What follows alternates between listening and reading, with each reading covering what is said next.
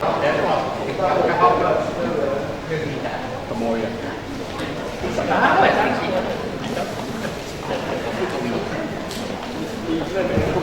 ก็ปล่อยคุณได้เลยเราต้องไปเราไม่ต้อง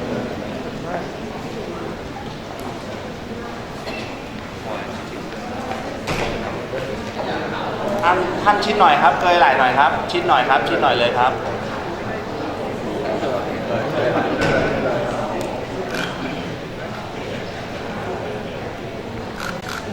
ตกซ้ายคน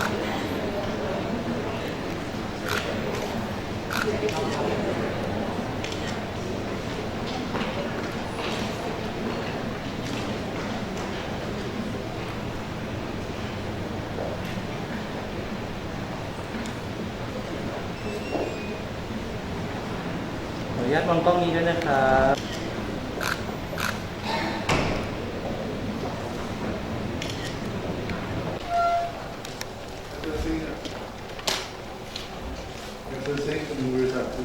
Vice Minister of Foreign Affairs, Excellencies, distinguished guests, ladies and gentlemen, good morning. It's my great honor and pleasure to welcome all of you to the seminar on the future of the ASEAN community from 2016 towards 2025.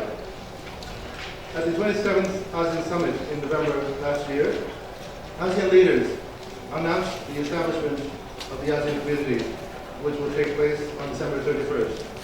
At the same time, they adopted the ASEAN Vision 2025 and its blueprints as a roadmap for the first 10 years of this community. That date has now passed, and we are now all part of the ASEAN community. And to mark this historic milestone, the Ministry of Foreign Affairs has been organizing a series of activities, including the seminar today.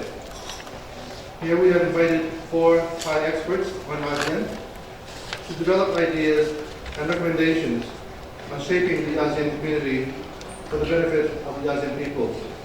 These 4 experts include Mr. Kawi Tongkitawarn, former Special Assistant to the ASEAN Secretary General, Dr. Thamsak Salimulanupa, former Director of Oriental and Security Cooperation, the ASEAN Secretariat, Dr. Supat Tedwutsan, former Deputy Secretary General of ASEAN, and Mr. Abichai Sanjinda, former Executive Director of the ASEAN Foundation. The book, Positioning the ASEAN Community in an Emerging Asia, High Perspectives, is a compilation of their views drawing upon their vast experience with ASEAN. We hope the ideas within the book's pages will encourage readers to seek out more information about ASEAN and become part of the ASEAN community building process. Today, we're also launching another book, which is a Thai translation of the ASEAN 2025, Forging Ahead Together. We hope that this will generate discussion and debate among the Thai public and contribute to the implementation of the new ASEAN Community Vision and Blueprint. Excellencies, distinguished guests, without further ado, it's now my great honor to invite His Excellency Mr. Wirsak Mutakun, Vice Minister of Foreign Affairs, to deliver his opening remarks.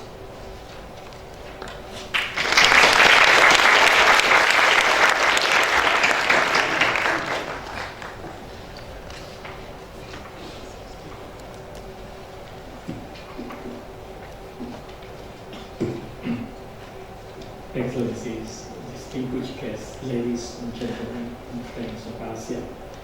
First of all, allow me to convey my foreign minister's regrets that he cannot be here himself because he's in the process of recovering the voice that he lost during his last visit abroad.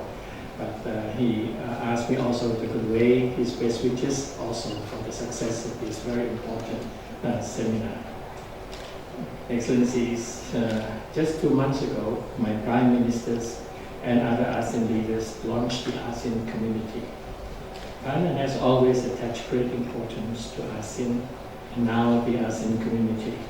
That is why throughout the past 4 decades, we have been playing an active part in the ASEAN story, introducing new ideas to increase the momentum in the ASEAN process. From the ASEAN Free Trade Area to the Southeast Asia Nuclear Weapon Free Zone, to the ASEAN connectivity strategy. Thailand has contributed to the building of an increasingly integrated ASEAN. And Thailand will continue to fully support the realization of the 10-year vision of the ASEAN community. That is why today we have requested 4 of our best experts from ASEAN in their respective fields to be our pathfinders and to share their ideas on how we can all help to shape the future of this newborn community. Today, you have the opportunity to hear their views and share your views about how we can together to realize this vision of the ASEAN community. I sincerely hope that this community of ours will continue to embrace the values behind the success of ASEAN, the values such as mutual respect and working together for the unity in diversity in ASEAN. I also hope that this community will take forward the principles and the priorities laid down by our ASEAN community builders. The first and foremost principle is that such a community should be a community that is people-centered, where everyone has a stake. A community where the people's agenda is the community's agenda, where everyone has a role in shaping its path. Second, a community that leaves no one behind. This means a community where development gaps and gender gaps are bridged, and where the fruits of peace and prosperity would reach every corner of Southeast Asia. Third, a community that is competitive and connected in a globalized economy that manages to promote sustainable development and protect our environment. And fourth, a community that lives in harmony with and contributes constructively to the Asia-Pacific and the global community of nations. This means that an ASEAN community that can help to shape the regional and global order in partnership with its friends for the mutual benefits of all. I hope that the ideas and initiatives that all of you will share today will make our ASEAN community stronger and stronger in the future. And I do hope that ASEAN will be better positioned to serve the interests of the ultimate stakeholders, namely the peoples of Southeast Asia. With these hopes, I wish you all a very productive seminar. Thank you.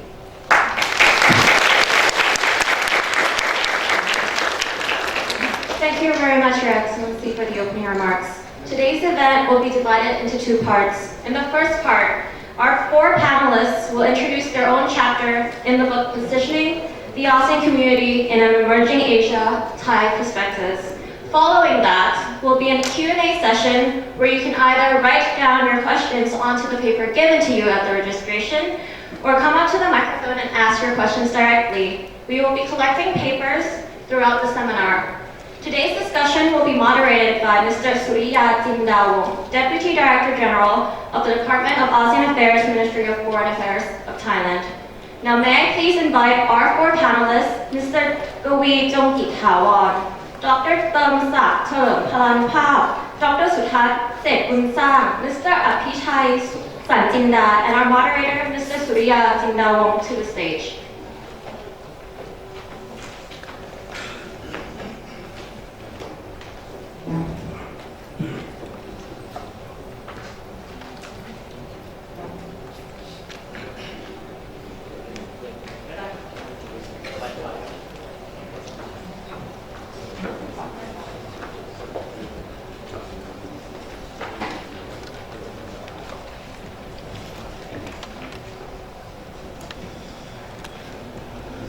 Good morning, Excellencies, ladies and gentlemen.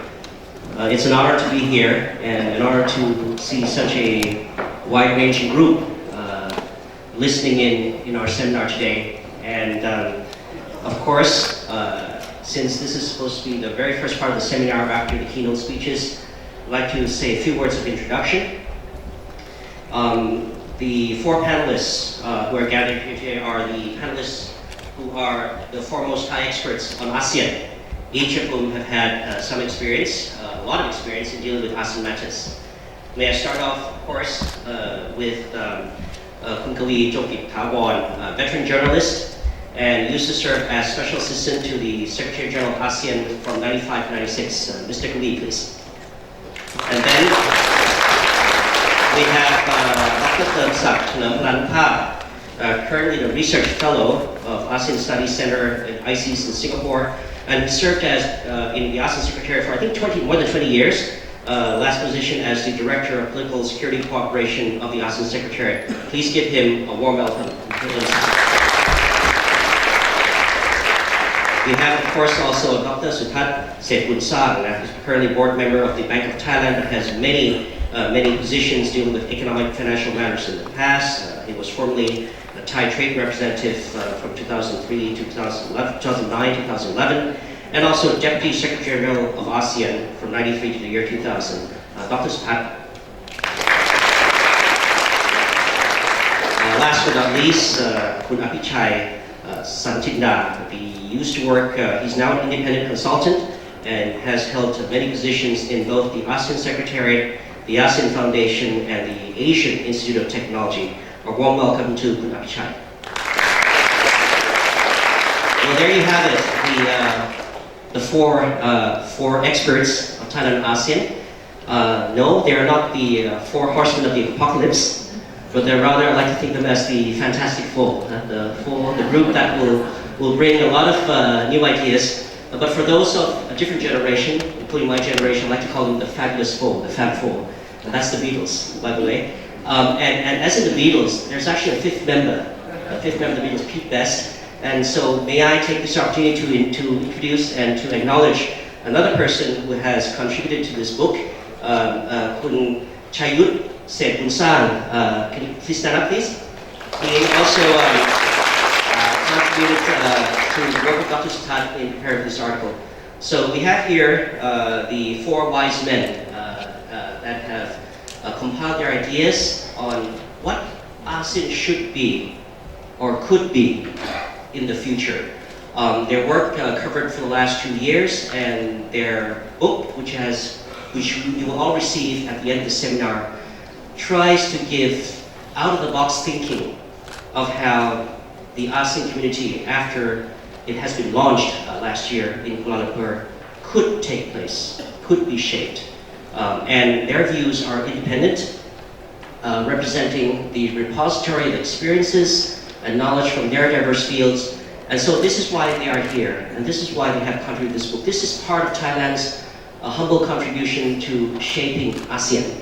So I will now, if you don't mind, get into the meat of the matter and start off their discussions on looking from the outside in.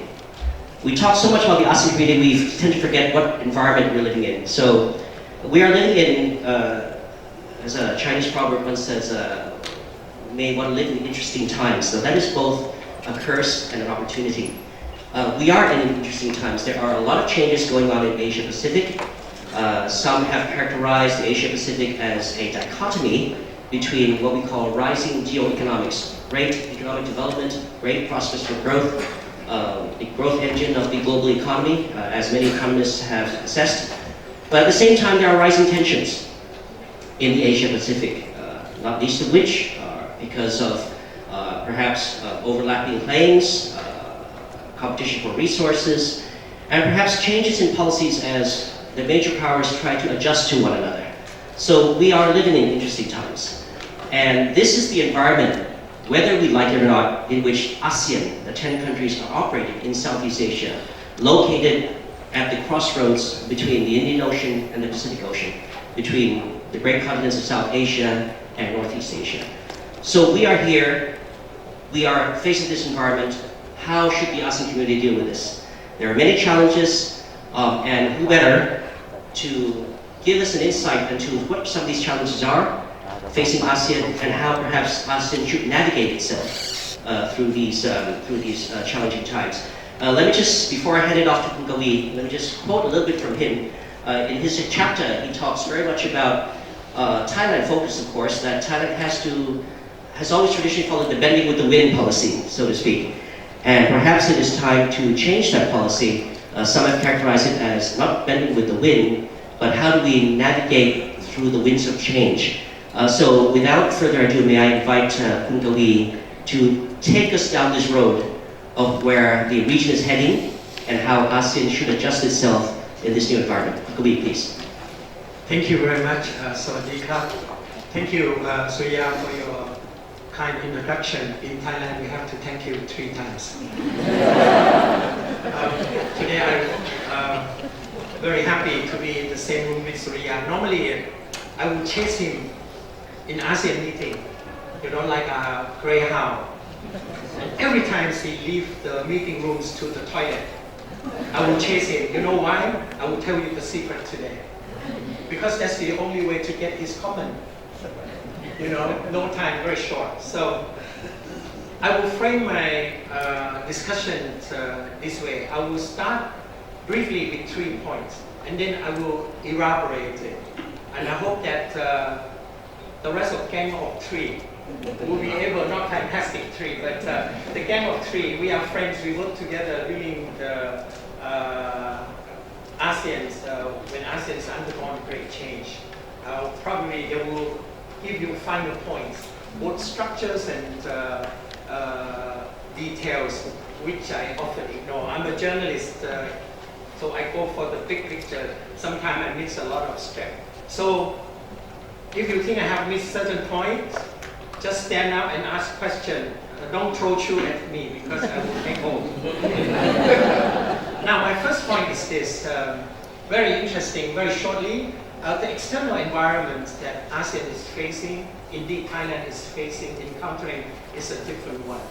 Because when ASEAN was established 49 years ago, it was during the Cold War. Now, the growing complexity of the international environment make us have to think not only twice, not thrice, but repeatedly how we're going to cope with it.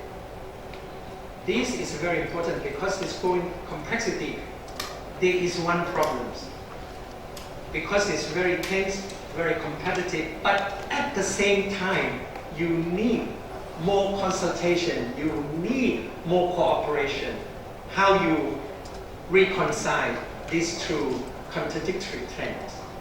Secondly, ASEAN as an organization, regional organization, how ASEAN as a whole, and of course now each individual ASEAN member respond, how all these 2, individually, collectively, respond to this changing environment. And thirdly, my brief point is this. Thailand is a founding member of ASEAN. It's rather amazing that the idea came about 49 years ago, and how this country at this crucial time of becoming a community, how Thailand respond, the policy and what's not, what will imply lead or not to lead the ASEAN. Now, let me go back to the first point. If you look at the environment, it's very easy to say it's complicated, it's very difficult, but actually it's rather problematic for ASEAN because this is the first time in history that you see the situation highly competitive between the 2 major powers, which are also very important dialogue partner of ASEAN.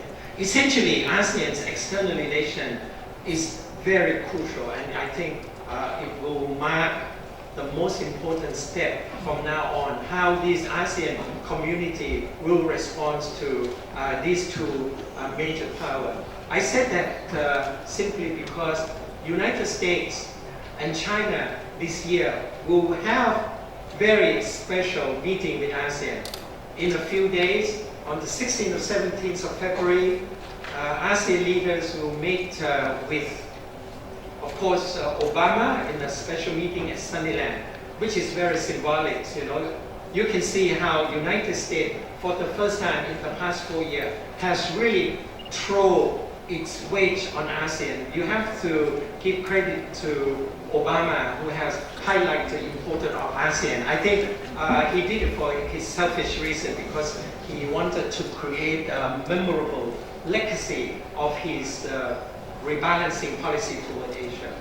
And at the same time, this year, China is commemorating 25th anniversary with relation with ASEAN. It's very, very important. And China was kind enough to tell the ASEAN leader to save your time, we will have the summit meeting in Vientiane in early September, back to the ASEAN summit.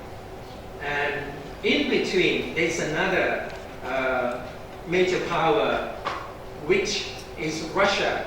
Russia, for the first time, has asked for a summit meeting in Sochi in May. It will be very important because ASEAN's recognize that all major power in the global system we have to engage.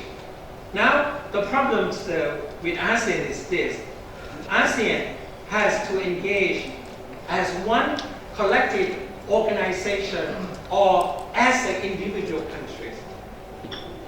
But the answer is very clear, that ASEAN has to deal with all these major power as one single entity, which often than not we cannot do it. This is why Kun Suriya has been very, very active, instrumental in drafting one very crucial paper which I referred to.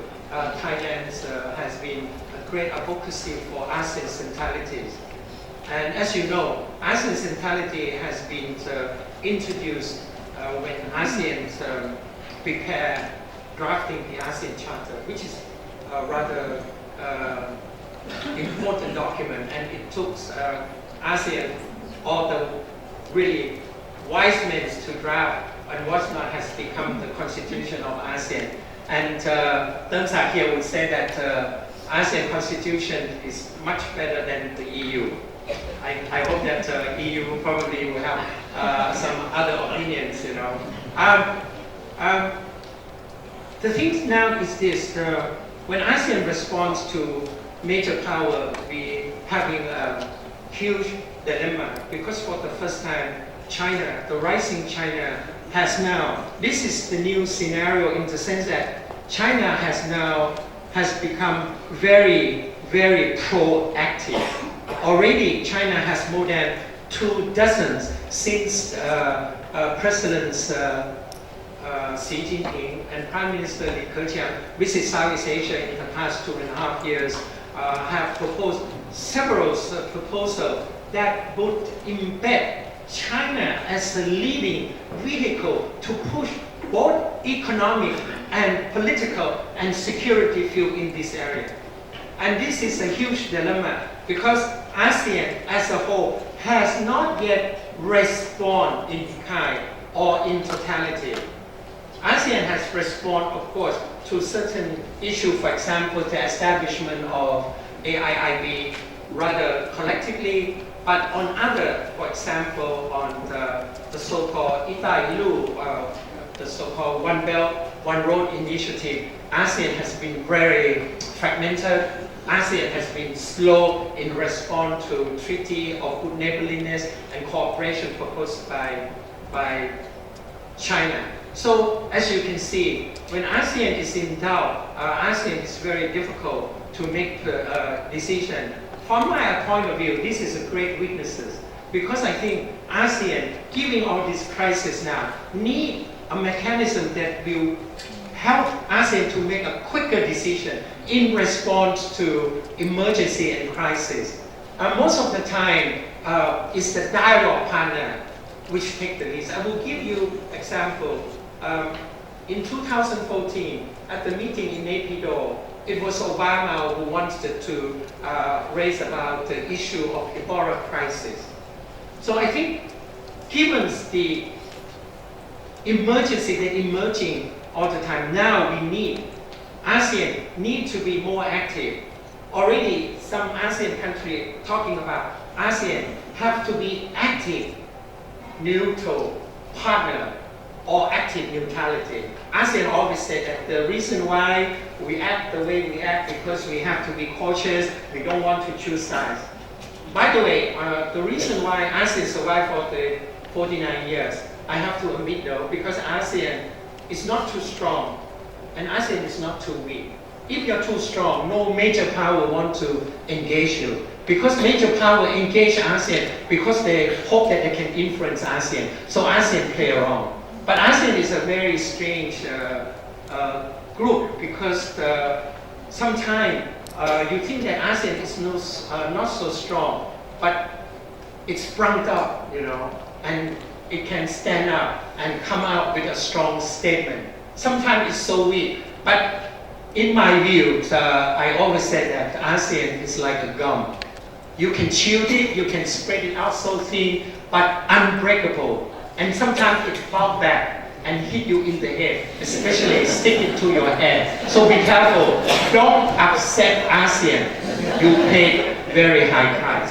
Okay? So this is the response. I already outlined, I think, the external environment you have. I don't want to get specific because my colleagues will touch on that. You have competition very clearly among dialogue partners, mainly the US and the United States the first year. This is very important. We can talk about the rest. The response of ASEAN has been slow, but ASEAN so far is very happy with the way it responds because ASEAN is non-hegemonic. ASEAN is benign. ASEAN is the product of the engagement with major power. You always blame ASEAN as a top. It's true, but because of major power, want ASEAN to be top shop. I will reverse the argument. We are top shop because we are the product of major power agreement. If we become more active in the future, which I'm proposing that we have to do, we have to change our, I would say that in the current atmosphere, ASEAN needs attitude adjustment. Very big. And this, I think, must be one of the biggest. I think the detail will come out later. Now, the response of the Thai. I think Thailand can no longer blend with the wind because the wind is too strong. The bamboo is no longer work. I think Thailand has to stand up and take the position. We have, but in a very discreet way. And I think Thailand becoming G77 chairman, which is pretty odd for me. Thailand is a founding member and suddenly wants to become chair of G77. A lot of Thais said that, why you were looking for trouble? What would you get from being the chair of G77? Well, Thailand would get, you have to pay more money. Thailand already sent a team, 6 to 8 personnel to man the UN's office in the New York. I think Thailand decisions to chair Group 77 for me is a very tangible step that Thailand is no longer sit on the fence because actually the fence is too cold. It has been frozen, so the Thai has to go out. And it's not only for the benefit of, which I think a lot of Thai were thinking that, we need to get the support from the developing member, the small country of the United Nations. The big powers already knows they're going to support the countries that have oil, that have strategic values. But the Thai decisions to chair the Group 77, I think it was grown out of the desire to forge a new diplomatic relation. Because you want to speak for developing country, you have to assert yourself. You have to show your true self. You cannot sit on the fence, which Thailand has often done in the past. I think now Thailand, in other words, Thailand is more willing to step on your foot, if not your feet. Because you chair Group 77 could mean several things, uncertainty. But I think Thailand thought that it's a good learning curve. And I think it's good because in these past 14, 15 months, Thailand should be more, I think, clear in our approach. This is why during transitional period, I am the one who thought that Thailand should stand firm, especially on issues that you have to be strong against the extremists on climate change. This thing will help Thailand, okay? But before I go on, I think Thai foreign policy should be more active. And certainly, there's a lot Thailand can do more. And for me, Thai policy toward ASEAN is ASEAN itself. Because Thailand is the miniature of ASEAN way. In fact, Thailand way is very similar to ASEAN. So if you look at the mirror, you will see ASEAN in the back. This is why Thailand has been so uber in promoting ASEAN awareness. No other country has spent the past 4 years to promote ASEAN community that turned out to be AEC. It's amazing. Only Thailand, this sense of awareness show you that Thailand was enthusiastic. That is why this government, ironically, is so serious, particularly this Prime Minister. He is so serious about ASEAN community, and Thailand has to move forward, and I think Thailand can do that. Thailand must adopt a policy that ASEAN will take it. For example, in the next 10 years, you have all kinds of action plans that come out with the ASEAN vision. ASEAN has already been, Thailand should adopt it as its own. Because the more we become ASEANite, we will benefit Thailand. And I think other countries as well. And Thailand is pretty lucky because it's blessed with a very central location. If you look at Thailand in the mainland Southeast Asia, and I think the politics now will soon, I think, will move from maritime to mainland Southeast Asia because of situations change in Myanmar. Myanmar's democratization has promoted the importance of mainland Southeast Asia and all that. So Thailand is in a pivotal time, even though, you know, by the way, we're going to have elections by the third week of next July, so be ready, you know. I will end here.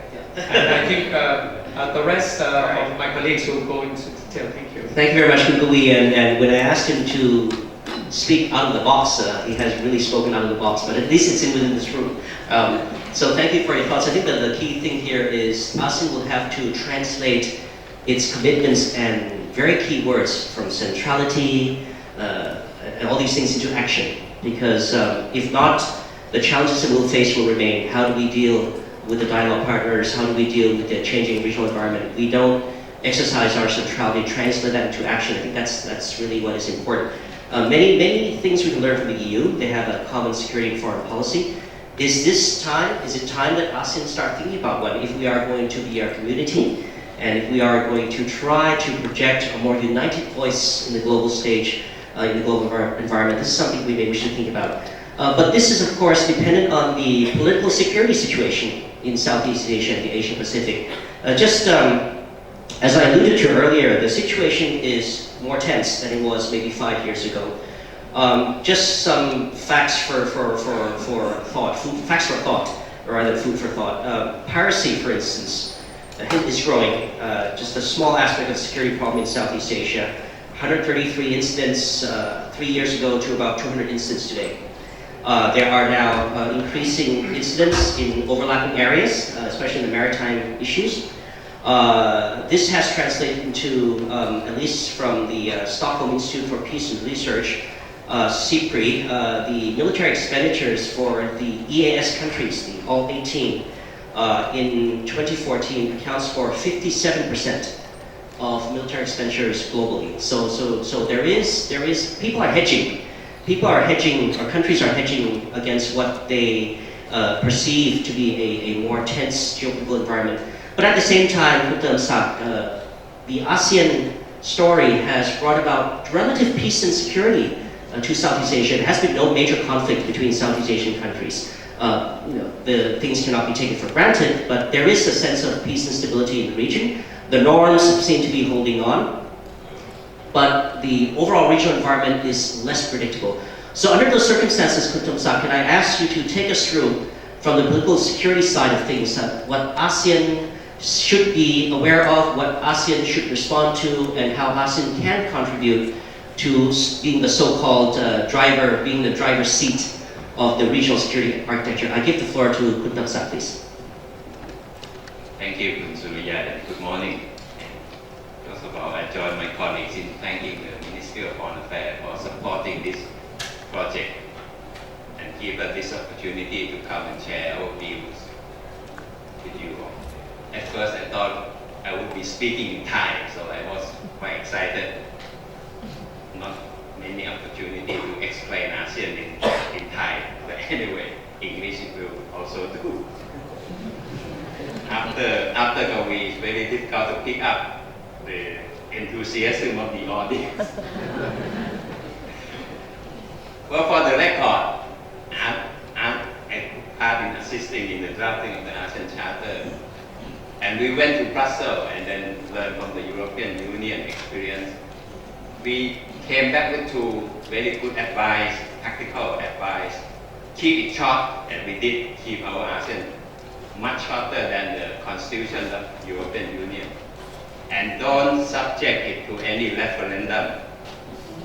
That we also follow, learning from the European experience.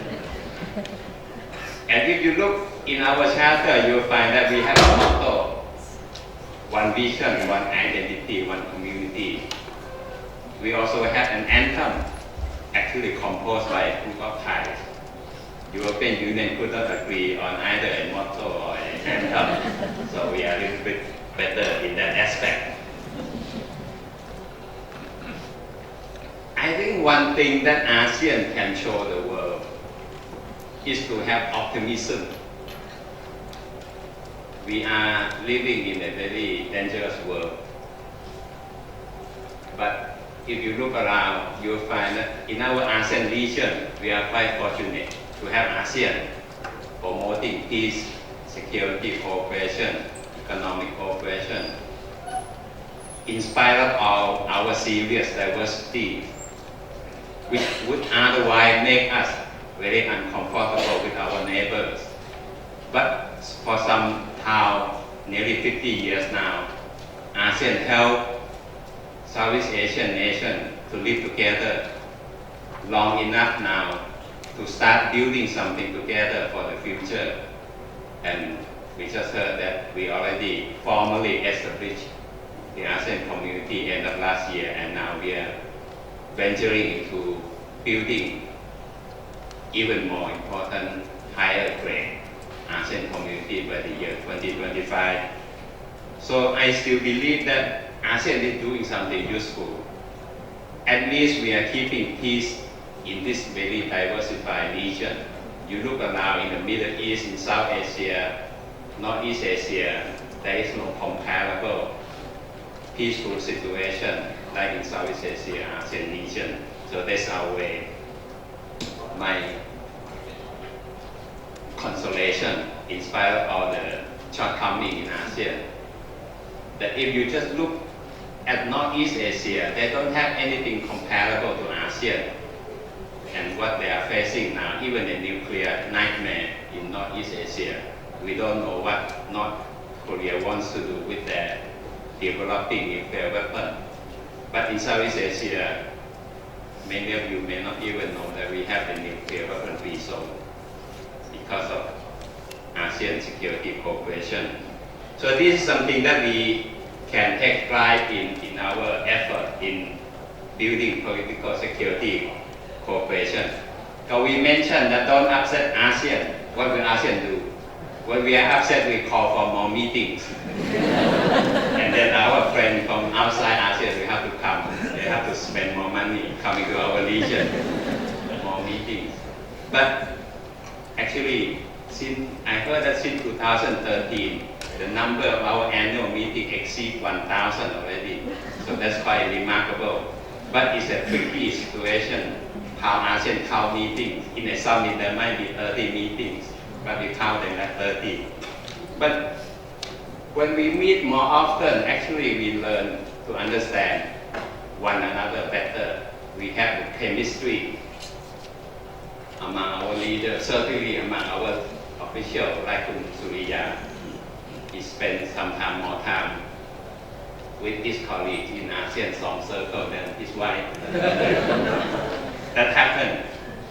But when we have more meetings, actually ASEAN DG also has more meetings. CPR, Kun Rosia, also more, even more meetings. We actually can understand one another better. We learn to appreciate our diversity. We learn to empathize with our neighbor who are less fortunate than us. I think that's one thing that is not visible, but it's important, and it can lead to cooperation. And this is something that Thailand can capitalize on. We was fortunate to be recognized as the initiator of the ASEAN idea. Tan Thanath Thomman, I think he's a sole survivor of the ASEAN founding father. As Thais, speaking as a Thai, we inherit this privilege, this historical responsibility to continue to uphold the ASEAN vision, the ASEAN aspiration, to make it a success. I think that is an important, I would say, Thai legacy. As the birth of ASEAN in Bangkok, I think is one of the most important highlights of our Thai foreign policy in the 20th century. In my book, in my chapter, I emphasize the concept. I'll try to explain the concept of ASEAN centrality, because so much attention is given to the external dimension of ASEAN centrality, how ASEAN conducts itself in initiating, in managing external relation engagement processes. I think that is well known, and ASEAN has been fairly successful. Whenever we call a meeting, whenever we start some initiative, we receive generous support from our friends and partners everywhere. Even now, in our East Asia Summit, Canada and the European Union are still knocking on our door. And this year especially, since Thailand is coordinating ASEAN-European Union dialogue partnership, more pressure on Thailand to help open the door EAS for the European Union.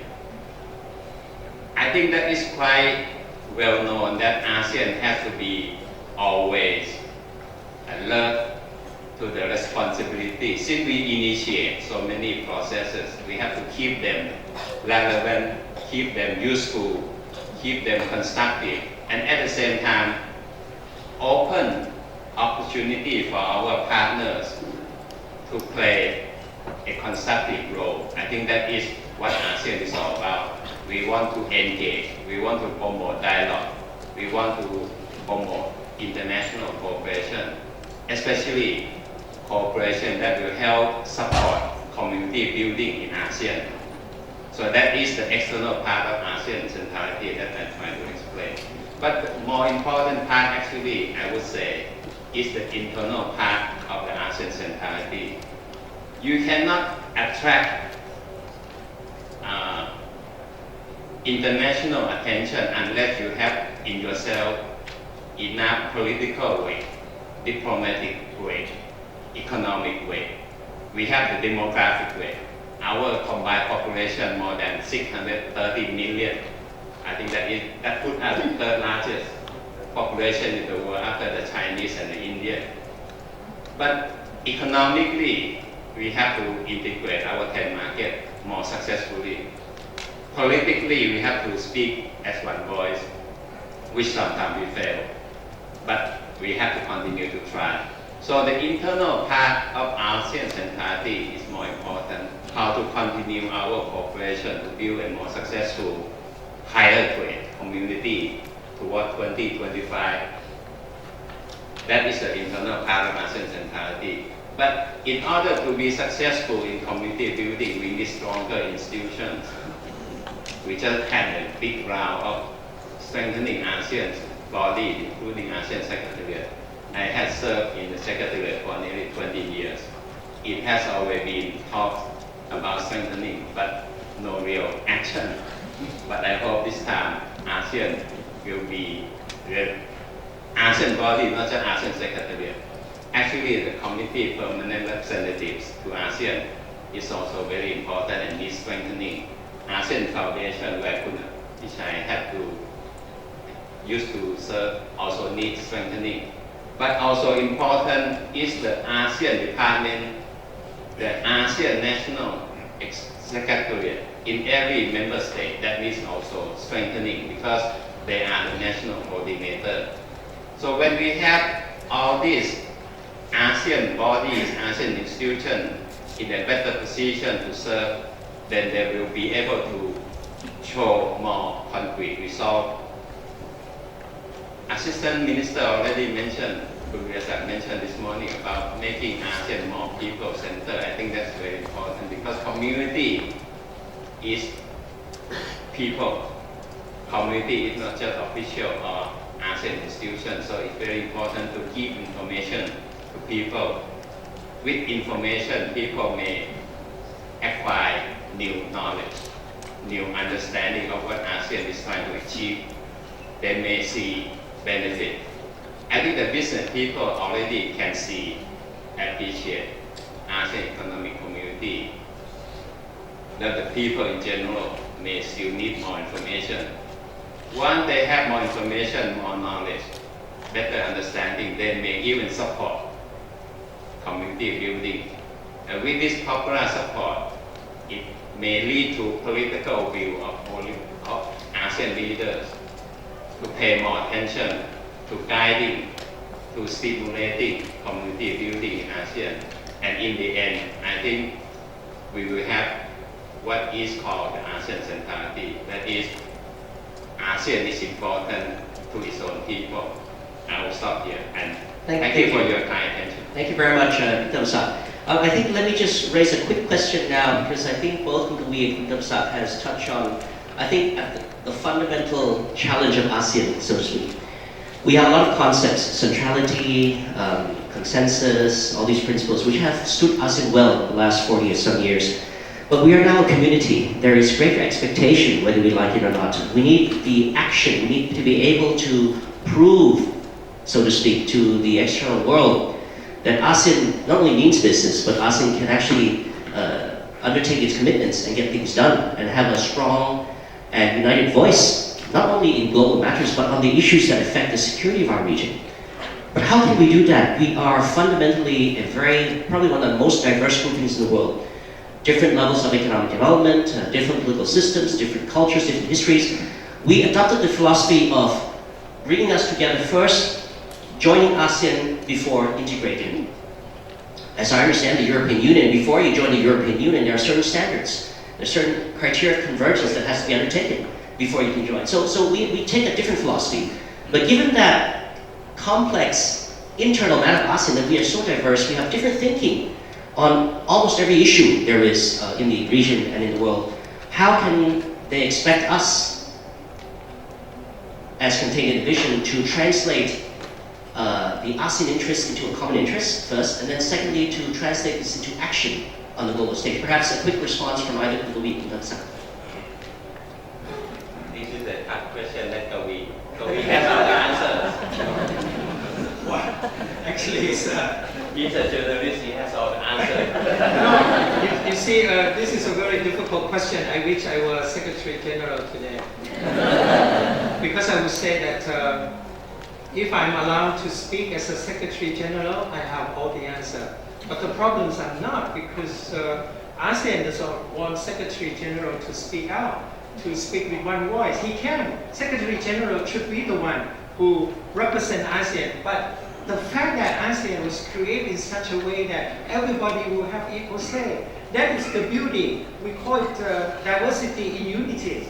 So this is why I think when ASEAN speak out, those who understand the commonality of those points, for example, you have ASEAN come up with different ideas.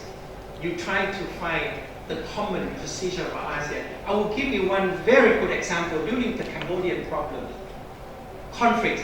Thailand was able to articulate what ASEAN wants, that we follow the rule-based international system, which actually laid the groundwork for the arguments today, that we have to respect international law. That's why ASEAN come together. And I think the next big thing that ASEAN will do is ASEAN will join together with whatever ASEAN accomplished on peacekeeping. Since 1960, individual ASEAN members have participated in peacekeeping. Actually, the first country that participated in peacekeeping is Myanmar. All ASEAN countries participate in the peacekeeping, but ASEAN refused to fly the ASEAN flag. That would actually, if ASEAN really decided to take a common decision to fly ASEAN flag, that will be the most tangible to show to the world that ASEAN is really united. And I think this thing will happen. It will happen, why? Because in the next 10 years, ASEAN has a really big homework. Because what's left over from 2015, actually is only 8.2%, right?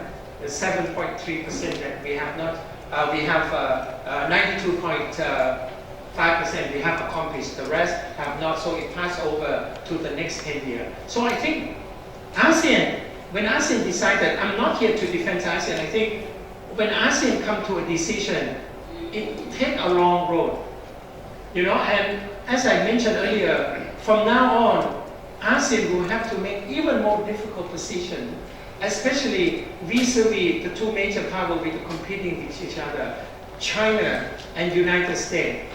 ASEAN is not stupid to choose sides though. But ASEAN will make certain decisions that will surprise you. And ASEAN will surprise, for example, in January 2014, ASEAN come out with a strong position on South China Sea, that including the Spratly for the first time. Very much surprising. And then ASEAN surprised everyone again. Latest statement on 8 January on the nuclear crisis did not come out with such a strong statement. People are asking why. You see, ASEAN is a very strange organization. It has its own reason. And as I said, the chair now is Laos. Laos will play a pivotal role this year to shape the ASEAN agenda, especially with major power. Now, the world's smallest country, landlocked, has to show its diplomatic finance. That's much I can say, short of being Secretary General. All right, thank you very much. I think one of the key points is that if you want the international community to essentially respect ASEAN, it must have, as you mentioned, diplomatic weight, political weight, and I think key is the economic weight. And I think this is how we're going to talk to the next section. All the assessments and studies on the AEC have been positive. ASEAN, GDP around 2.3 trillion US dollars, top 10 in terms of as an economic power and trading power in the world. And especially some of the statistics and studies have shown that, for instance, the ADB and ILO predicted that if AEC proceeds the way it should be, you may have 14 million jobs by 2025. Now, if you factor in the RCEP, which is a broader trade arrangement involving ASEAN and 6 other countries in Asia Pacific, that would have a combined GDP of about 17 or 18 trillion US dollars, 40% of the world's global trade, and 1/3 of the world's GDP. So the economic potentials are there, but every study has premised it on one major factor, that is, if the AEC works, if ASEAN is able to abide by and to follow on the commitments made in building the economic pillar, and if we are able to implement the Vision 2025, which has a lot of it on enhanced economic integration and connectivity in ASEAN. So it's a big if. So I'm very happy to have as our next speaker, Dr. Sat, to share his views. He is a well-known expert on economic and financial matters in the region and beyond. So can you take us through? Can we solve this big if question? Thank you. Thank you, Kunturiya. First of all, I'd like to thank Mr. Foreign Affairs for sponsoring this project. It's supposed to come out December 2014, so it's a bit late. And many of the things that we have written may not be up to date. Four of us that are sitting here actually worked at the ASEAN Secretariat starting in 1993. He started in 93. He's the first guy who visited the ASEAN Secretariat in February 1993. He left the ASEAN Secretariat only about a year ago. So he has been there 19 years. We was there for briefly, and he went back a couple of times to the ASEAN. That's a disease that we infected. Once you go and work with ASEAN, most of the officers that are working in ASEAN got addicted to this idea, to this dream. A dream that we think is actually very, very easy to accomplish, but when you really come down to it, actually it's very, very difficult. It all can be explained in economics terms, but in order to take us into something that is more practical, right, I would like to take us a little bit into the future and look back, and also taking us back a few thousand years ago probably, to find out what is going on here. I like to maybe stand up and then so I can see the slide and a change for the audience also, so you can now concentrate on some of the presentation. I actually take this title from the chapter that cover this topic. I'll talk about the next era a little bit very quickly, and then I'll talk about what are the implications on ASEAN, and then what should we be doing and what should Thailand be doing. I'll go through this. I will not go into details, but I like to emphasize that if we cannot find the answer that we have right now in ASEAN, let's look into the future and see what is the future that require us, these 10 ASEAN countries, to do. There's a big change in the global economic arena, and I think all of us here are aware of it. But I'd like to emphasize a few things here. I'll come to that later. Okay, maybe I'll take you through that. Khun Surya just mentioned that the global share of GDP for the ASEC, which is the green line here. Right now, we share about 32% of global GDP. But by 2020, and this is an IMF forecast, this region will share almost 35% of global GDP, which is sizable. But what is more important is this, that this is a share, GDP share, since 1980s of the US. This is the purple line here. At one point, US single-handedly shares 35% of global GDP. And at one point, in the 1990s, EU shared about almost 35% of global GDP already. But now, these two groups of countries are declining. They're declining in share doesn't mean that they don't have a growth. But the fact is, after 2000, the growth of Asia has been growing. You can see here, the green line here, is growing very rapidly. And this will actually be something that is unavoidable. China, we heard, is slowing down. But when China slows down, China is slowing down to maybe 5 to 6%, which is a dream of many countries in the world now. We can grow that fast, right? And that's slow for China. So the share actually will increase. The direction is definite, right? How can Asia grow in the future? Asia has to grow by itself. More internal integration. This is happening because the Northeast Asia, Japan, Korea, China, has to trade with the rest of Asia because Europe and the US are not moving that fast. So the trade This trade route between this group of countries and this group of countries here is expanding very, very rapidly. It grew from about 500 billion to about 2 trillion US dollars in the course of a decade ago, and it's keep growing very, very rapidly. This is actually a very important factor that determine the life and death of ASEAN as a region and economic term going forward. The integration of Asia is unavoidable.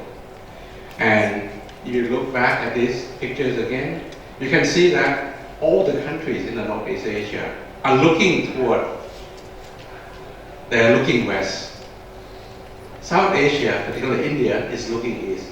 So the meeting point actually is ASEAN. This trade route is not new.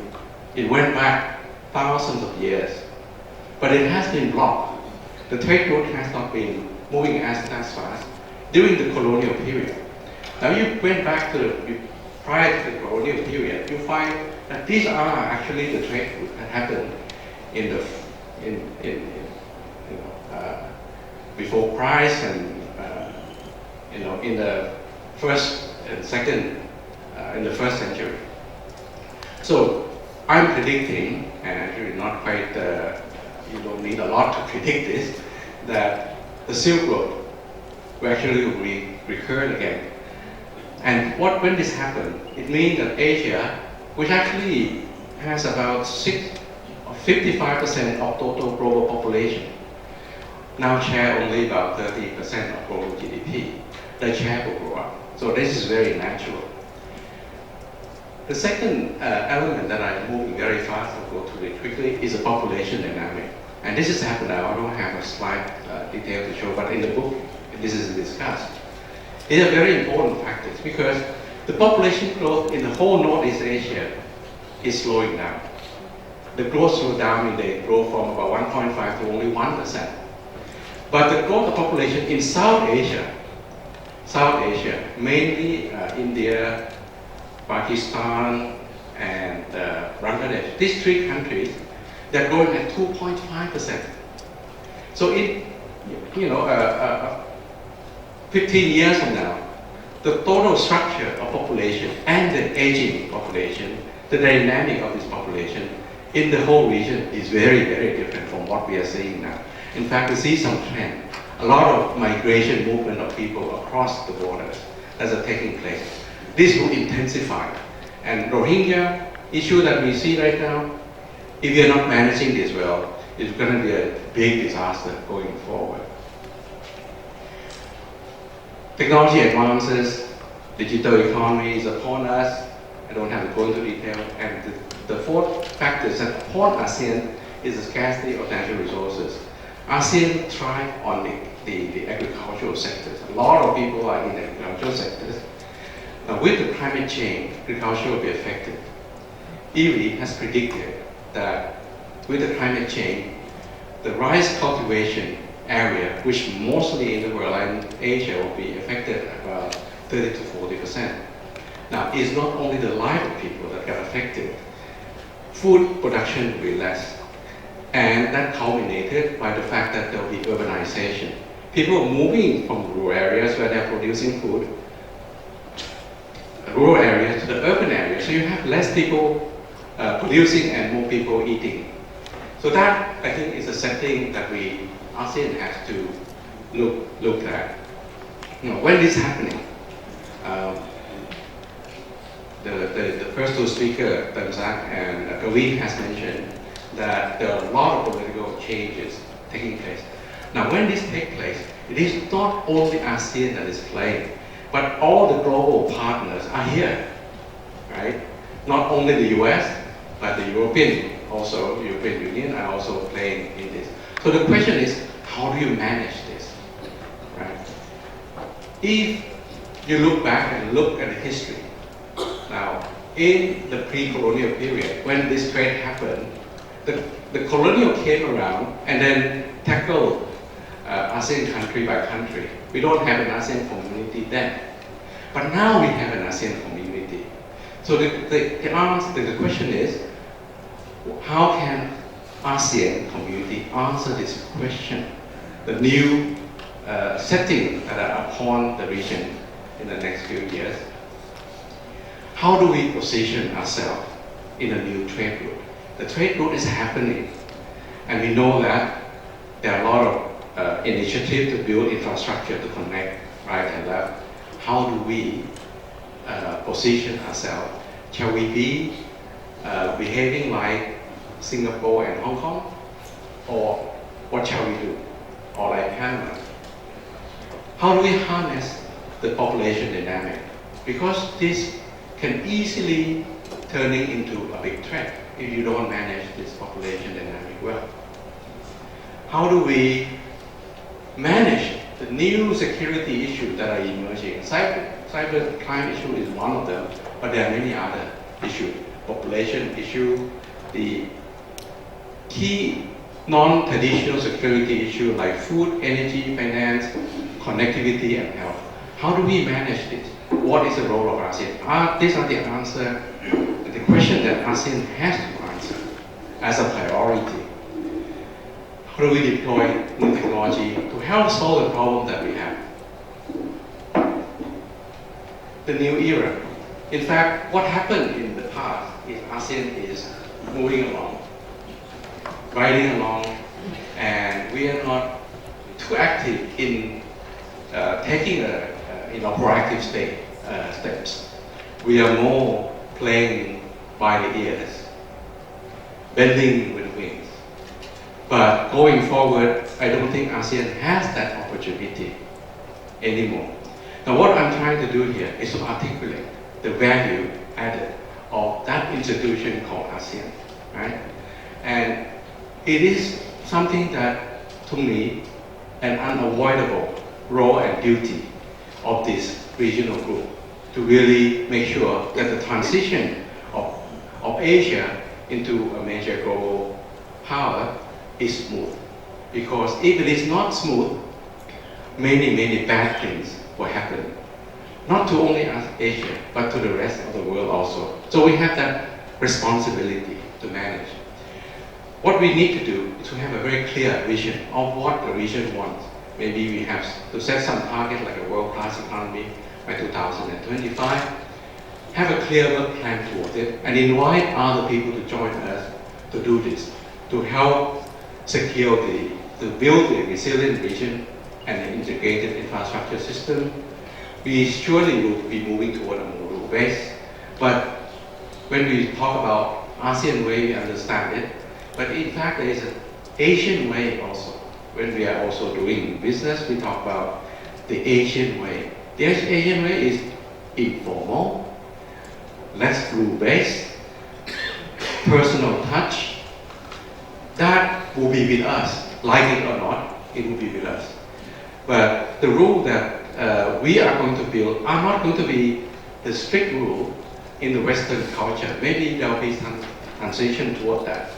But we have to manage this new way of rules. And ASEAN has been a very good example of how do we manage some of this. Basically, you pick and choose a little bit, but there's some understanding, some guideline in this rule base.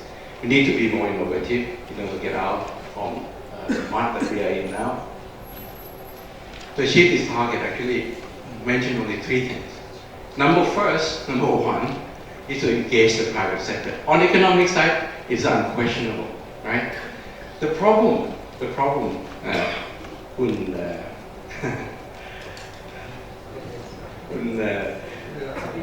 Arin is chairman of the ASEAN Chamber of Commerce and Industry, is how can the private sector be engaging in this? The problem with the private sector is the coordination among themselves are quite weak. Because of the small market, what most of the ASEAN companies are competing with each other. We are not really working together, compete with the rest of the world. We do not join hands that much. We know how to compete with other companies in the country and in another country. So we look at all these as our major threat. We don't look at that as our companion And I think that is a major change that has to take place. The second one, I think, is the strategy initiative. So far, most of the research that you read, particularly in English, are done by funding that are coming from outside of ASEAN, most of it. How can we expect other people to think for us? How can? At least ASEAN should have some say in the direction, some thinking, and I think this is very fundamental for moving ahead into the future. Unless we have a clear mind and know what we really want, what are our benefits, how can we then move forward? I don't think we are ready for 2025 at the moment, even though we have a lot of good infrastructure and efficient ASEAN Secretariat. ASEAN is as good as the Secretariat. If Secretariat is weak, ASEAN is weak. You just imagine yourself going to a cabinet meeting and the agenda for the minister to decide is weak. There's no substance. How can a cabinet make a good decision? It all depends on how do you manage the agenda, how you prepare for this. And who prepare for this? The Secretariat. Unless this is properly managed, I think we have a lot of problems. Now these are the three major ones that I think is fundamental and has to be addressed. For Thailand, I think Thailand stands to benefit a lot from this integration of Asia. In particular, on the connectivity issue. I went to, we always say that Thailand is a hub for the infrastructure. I went to Cambodia. Cambodia said, no, I am a hub because everything has to go through me. Went to Laos. Laos said, no, I'm land-link country. So I'm the hub. Myanmar said, no, you can't go to India without passing me. I'm in the hub. I don't think we need to argue at all. We all are a hub. Therefore, we have to really work together. In fact, we cannot work by ourselves alone. Thailand cannot be a hub by itself. We need the involvement of other countries. We have to have that kind of so-called attitude. But we mentioned that we need to change the basic thinking, attitude. Unless we do that, I don't think we can really move forward. And the business people are very fundamental to this. Government officers, I think they have much better understanding. But on the practical term, on the economic side, it is actually the business people themselves that to come out from the mode. Everybody is implementing this competitive law. But what it does is try to stop monopoly. It never encourages people to have more competition. We have to change that mindset. We are very, we have to prioritize the industry. And the key industry I mentioned that we need to prioritize are the security-related industry. Food, basically, is very important. You look at Asia, and you find that actually not only the rice bowl, but the food bowl actually is in ASEAN. How do we position that? We have after the ASEAN +3 emergency virus, how do we make more cooperation? Make the food issue less nationalistic, make it a little more like a regional exercise. How do we make financial security in the region? If we still quarreling each other on the banking sector, then how can we actually compete and say have some say in the international financial arena? We have to rethink of that. And there are a lot of potential because we have some foundation, some agreement that we can work on. How do we manage the energy security? Again, there's an issue that ASEAN has tackled for quite some time, but we do not have real action for the group who service the rest of the world. We do much of that work among ourselves only, but that is not the issue. 25% of trade in ASEAN is among ASEAN countries, 25%. What does that mean? It means that 75% is outside. Why are we concentrating on 25% but not the 75%? So, to me, beyond 2015 is about outside of ASEAN already. It's about the world. What ASEAN has done, the ASEAN community has done, actually is consolidate all the agreements that we had accomplished to create this community. So onward going, we have to use this as a basis, as a platform, to really engage the rest of the world. And these are some of the key areas. Connectivity I mentioned, but one of the key areas that I think will be important, given the new technology, is the broadband superhighway. We have representatives from SCAP here. They have done a study on the Asian broadband superhighway. And ASEAN here is a key. Thailand stands a very good chance because we have more population and the facility is there already to build this up. So we should basically start doing that. We should host the ASEAN Strategic Institute in Thailand for the GJAC to think about, to propose to the government that actually we have a lot of researchers in Thailand and we have to, a lot of people want to come to Thailand to do some research. And also, we have a lot of tourism to make them, the research work more enjoyable. We should do that. A contribution, next contribution to ASEAN. We should host also the ASEAN Connectivity Secretariat here because Thailand already is a coordinator. So that's all for me. I think if you look into the future, you'll find that the answer is the importance of ASEAN is unavoidable. We have to be strong, not only for us, but also for other countries also. Other countries, I mean US, the +3, even Russia and European countries also. The next set of initiatives that will be coming out from ASEAN should address some of these fundamental issues. I think the vision, this book that are coming out, the Vision 2025, laid out some of the foundations to do more work. But in fact, if you look a little bit further down the road, you find you can define the challenge more precisely. I just cite some example as a food for thought. It is not comprehensive. It is not an answer to everything. But I think the direction that the speakers in the panel will also say is ASEAN will be a very fundamental platform for moving forward. Thank you very much. Thank you very much, Dr. Supat.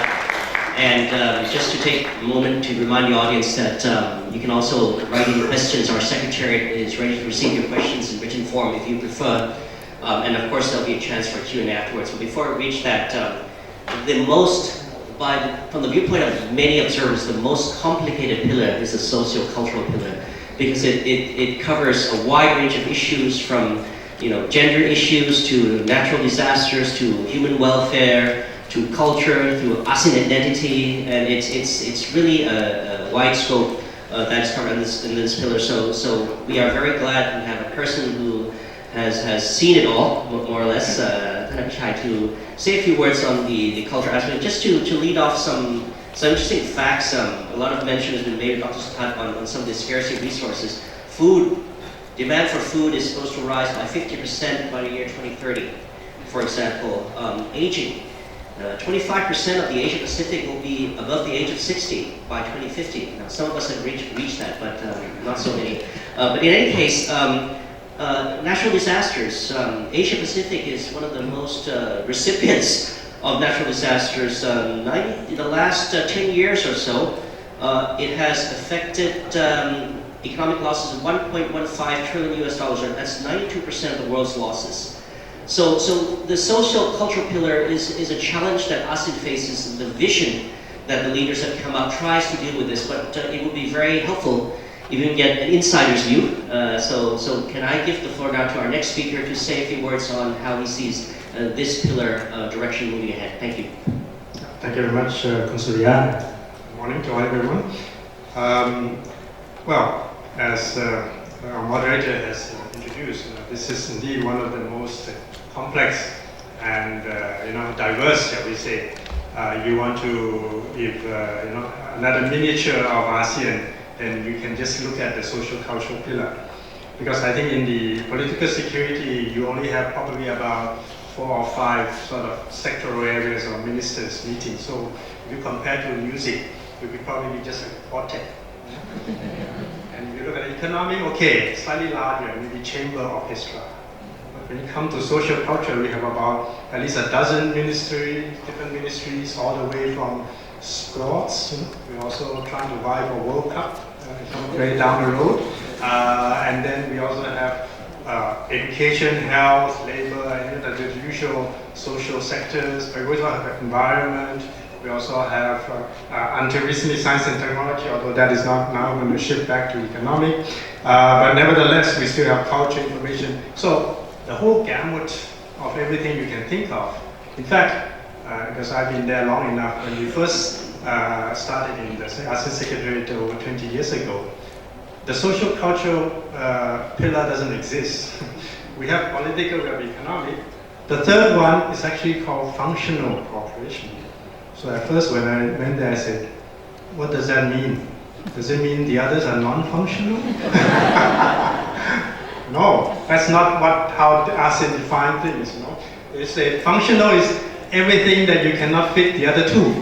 So this is sort of like maybe in a way a garbage bin, in a way. So all the rest goes into functional. Okay, now they have changed, of course, to a little bit more aligned to the words that we normally associated with. So just to tell you that this is really very, very diverse. It has many challenges, obviously. How to bring all this together. So actually, you need a good conductor in the social cultural pillar to lead, to be a rallying point, to drive, whatever, So that is very crucial. But I think there's also a lot of opportunities. Like Kun Surya was saying, these are actually, to me, these are the unsung heroes.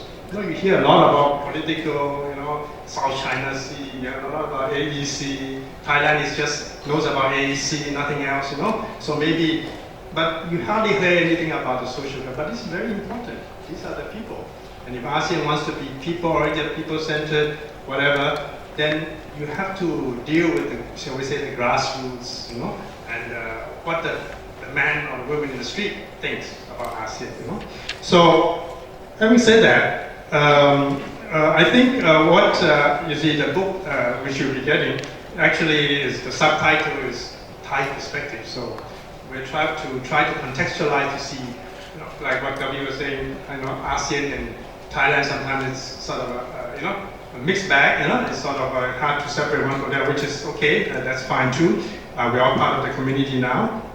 But Thailand, as we all know, is also strategically in the crossroads, like what Dr. Sutat was saying, with all the infrastructure linkages and so forth, which is good. I mean, it certainly will bring a lot of trade, investment, and tourism, and what have you. But on the, shall we say, the negative side, don't forget that it's also, the criminal elements are also going to use these same linkages to do their business. So this is what we call the transnational organized crime. And what I mean is things like drugs, wildlife or human trafficking, you name it, the illegal, anything that's illegal, I think Thailand has it, to be frank, okay? In fact, we are at the heart, at the crossroad in a way. Yeah, anybody else has it too. So what I'm saying is, we all know about GDP, right? World demand is going up, it's very impressive. But what about what I would call the GCP, the gross criminal product? Would that also rise? Most likely, yes. In fact, the only sort of a very rough estimate I can get my hands on is that the UN Office of Drugs and Crime, they do research and studies, but these I think are also only best guesstimates. I don't think anybody has any hard figures, because these hard figures are very hard to get. Imagine you go and interview a godfather of mafia, you may not come out alive, So it's very, very difficult. But The UNODC gives a rough estimate of US dollar 100 billion a year from all these illegal activities in this region. Now that is roughly, just for comparison, the GDP of 4 countries of ASEAN, smaller countries. So it's not insignificant, and it's also very damaging to the society. Right? We suffer a lot of losses, either directly or indirectly, to deal with this the different transnational organized crime. But I think Thailand at least can showcase that we actually have started establishing what they call an ASEAN Narco Center. Yeah? Our Narcotics Control Board have already taken lead to set up this ASEAN Narco Center, and they network and link up among all the ASEAN narcotic agencies, anti-narcotic agencies, to drive this. And I think ASEAN, from what I hear, from foreign ministry people, is trying to propose to be the anti-cybercrime center, hopefully, down the road. So at least Thailand is trying to do something, even though we get all the red flag, yellow flags, white flags we have, from various different countries. But I think that's also taken positively a good sign. It brings it out into the open, At least we know where the baseline is. Okay, it could be very low, it could not be very impressive, not very, something to be proud of, but at least we are starting from somewhere. Better than to be hiding under the rug and suppressed. Okay, so that's one. And then the second one is, well, Thailand also wants to be, because of its geographic location and also because of its expertise, to be regional center for, let's say, education, for health, tourism, food, agriculture, which Dr. Sultan mentioned, some certain manufacturing industries, and so forth. So I think I think Thailand certainly has done its part and share so far in some of these areas and has excelled. But I think Thailand also needs to go further. We're now in the ASEAN community. All the PISA scores or these educational assessment, we are rather low, which is not a bit disconcerting, at least to a time. And so we thought that English language skills has to be improved, upgraded, education standards, computer technical skills, especially on R&D, innovation. We need to be in a creative, innovative societies where these are to be at the cutting end. So our Thailand's competitiveness is at stake. And I think we have, you ask the private people, they know that we are very short of vocational and technical graduates.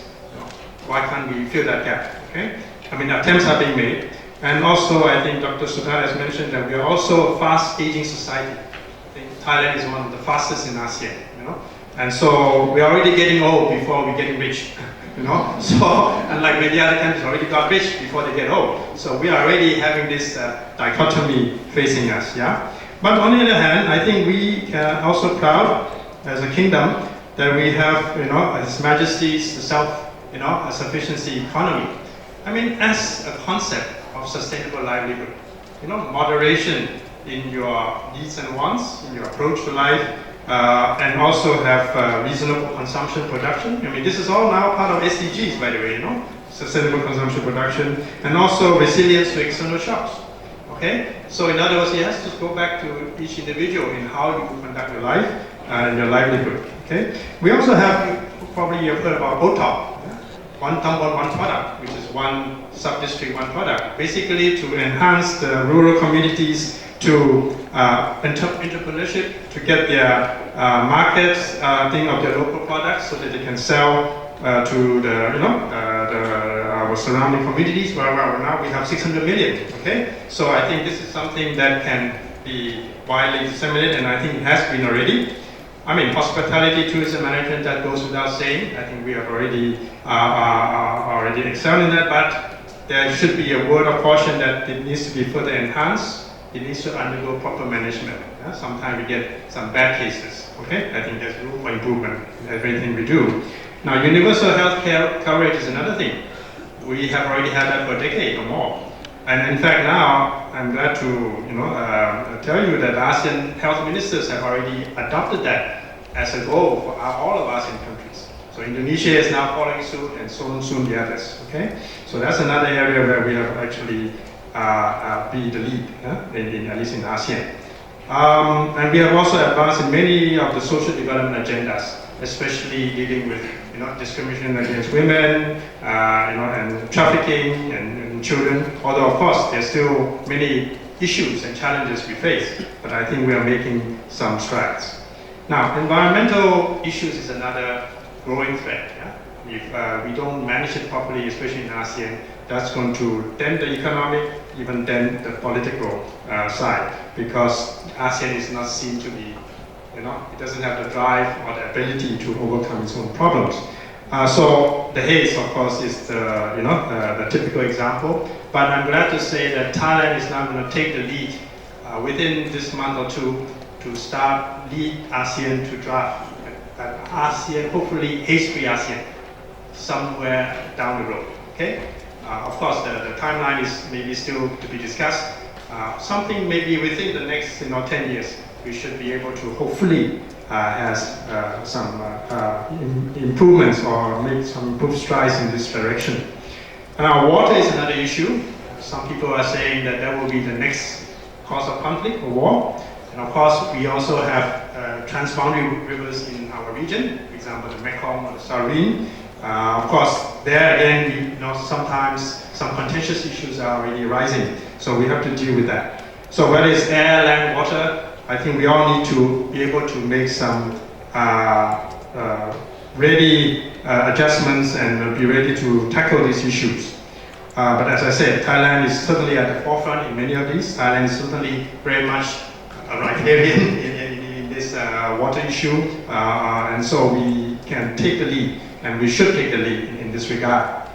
Now, we were talking, Kari was mentioning about the importance of raising awareness and so forth, and certainly, I think Thailand is doing a good job in promoting ASEAN, but it's a bit too much skewed to AEC. And I mean, every banners and things, it's only AEC that you see. But what I like to see is that there should be more balanced representation of this, not just AEC, but APSC and ASCC in particular. Not to say AEC is not important, but the others are also significant as well. Then I think maybe in terms of, this is where I think ASEAN is a little bit falling short in terms of publicity to the public and to its own even citizens. Yeah. But then now we have very smart devices. Everything goes viral now these days. So technology is there to help us. So why can't we try to utilize those? To the best effort and extent. And in fact, I mean, if you look at the word viral, it actually comes from virus. Yeah? I'm a biologist, so I can tell you a little bit what all this means. Viruses are actually little particles. They're not even cells. They don't even have cells. But they are very effective in a way when they become virulent, right? And now everything is virulent doesn't mean just in a biological disease sense. Yeah? It can also have violence in terms of extremism, yeah? Or violence in terms of many of these things. Even computer now, we talk about computer virus. So I think maybe it's time to study how viruses get infected humans and kill human beings. How little micron particles can be so virulent, basically. In fact, I like to even suggest a very far-fetched, or maybe a little bit out-of-the-box idea is that, you study ISIS or Daesh or whatever. If you just purely look at the how they be able to attract people and how effective they have been in commanding the attention of the world, it's marvelous. Forget about their goals. I think that's to be condemned. But they are very effective. Can ASEAN do something like that? I don't know.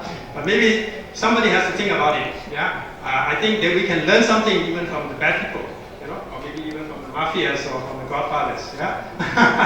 Okay. And we have to really be thinking out of the box here. Yeah. Anyway, just to try to wrap up a bit, I think for Thailand, we still have to take more serious interest in our neighbors. Even though we have been trying, we have been living with neighbors. In studying the language, the culture, the prominent features, what they like and what they don't like. So that, we're all part of the ASEAN community already. So sooner or later, they are already coming, they will even come more. We also have to go out. So this interface, again, maybe we can also learn from biology, how the cells talk to each other or interface, osmosis or whatever you want to call it. I think there has something that needs to be, sort of engendered or to be, sort of inherent inside you, part of your DNA, shall we say. How to feel at home in the other neighboring countries, and likewise for them to come when they come to live in our countries. So finally, just to say that ASEAN is already declared itself as a community of opportunities. So what does that mean? That means, in essence, that nobody should be left behind. I mean, sometimes integration has positives, but it also have negative sides. There will certainly be losers, so those who will be left out. So you cannot afford to throw them aside. We have to try to find ways to bring them in, inclusive. And so I think I like the slogan now of the new, blueprint is forging ahead together. Which means that, okay, if you want to forge ahead together, that means everybody should more or less be on board, on the same page, on the same plane, so that we can go together. But when you look at forging ahead together, the acronyms, it sounds fat. I don't know whether ASEAN wants to arrive to be fat in 2025. But anyway, maybe what you need to arrive to achieve fat is to be slim. So I would say you need to have sustainable, lean, integrated management system to achieve that. Sometimes it may be a bit counterintuitive, but at least maybe that's a good way to approach things. And by the way, talking about acronyms, if you look at the first letter of our first names, it can be the word TAS. Damsa, Kapichai, Sultan, Gavi. TAS. So we are the task force. Thank you very much. I think they have done their task very well. They have given us a little bit of an insight into their very insightful book. And just to be clear, it's called Positioning the ASEAN Community in the Emerging Asia Thai Perspectives. This is a book combining their thinking, out-of-the-box thinking, as a resource to help the peoples of ASEAN think about the vision. And the other book is the official one. This is it's in Thai and English. The English version is the official version. This is the ASEAN 2025 Forging Ahead Together. This is the 10-year vision of ASEAN. This was adopted by ASEAN leaders in Kuala Lumpur last November. And we have the Thai translation, which is the unofficial translation, side by side with the English text. So both books will be given to you on your way out. But now we come to the most exciting part of today's session, and I think the Fantastic Four, the task group, has been waiting to take some of the questions that we have and also comments.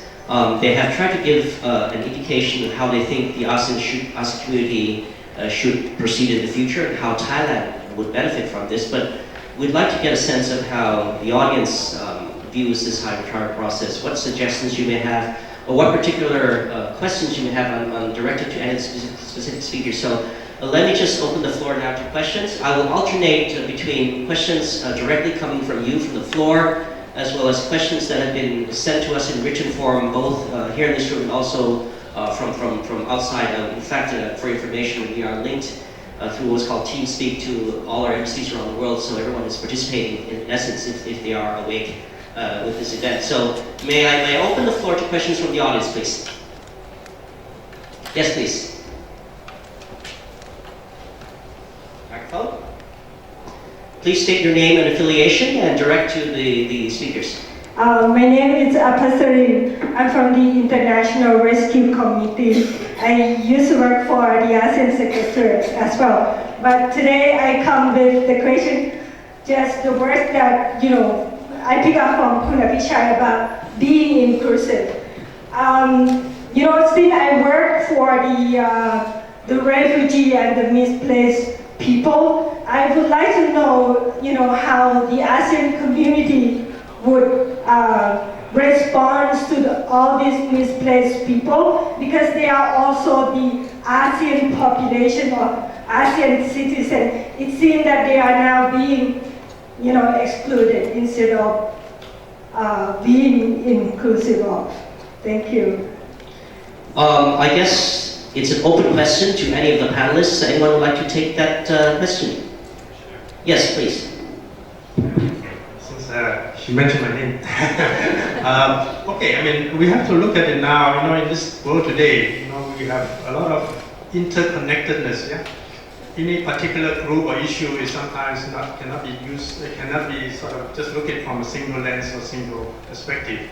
I think what you have raised is certainly something like that. In other words, well, it depends on do you classify a refugee, displaced person, migrant worker, all in one or not? Because all these have different sort of bodies in ASEAN or different legal instruments in ASEAN or action plans to deal with them. Okay, I'll be talking about, let's say, refugee. Okay, but that's I don't know whether I don't think ASEAN has maybe a refugee policy, but maybe my colleagues can add more on that.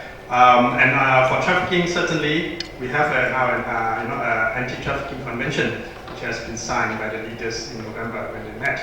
And of course now it's undergoing ratification. I think 2 countries have already sent in their instruments of ratification. If you're talking about migrant workers, yeah, we also have working plans on that. Hopefully we're also working towards a legal instrument on the migrant workers. Skilled workers, that's already okay, taken care of. But you see, this is actually a cross-pillar, to me, issue. Because some of the issues are taken up under the political security pillar. Yeah?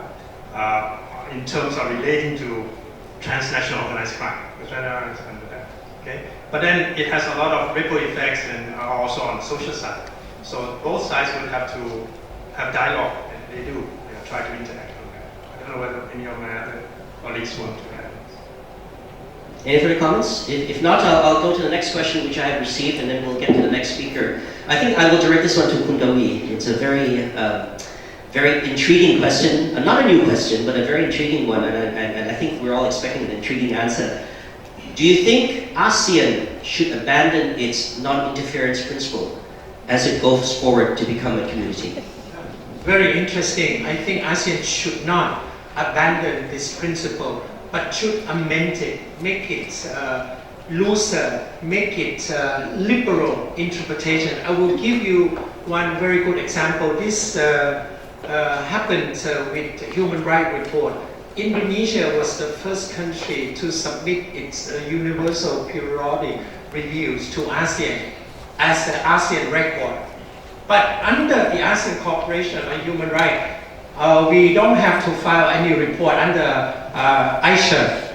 So Indonesia used this sense of voluntarism, saying that, hey, listen guys, I will submit this report as an ASEAN document. In fact, Thailand and Philippines are planning to do so. What I'm saying that in the case of non-interference, if you stick it very strictly, without consensus, we will not go ahead. And then if you define it as internal, you cannot interfere in the case like Myanmar for the case of Rohingya.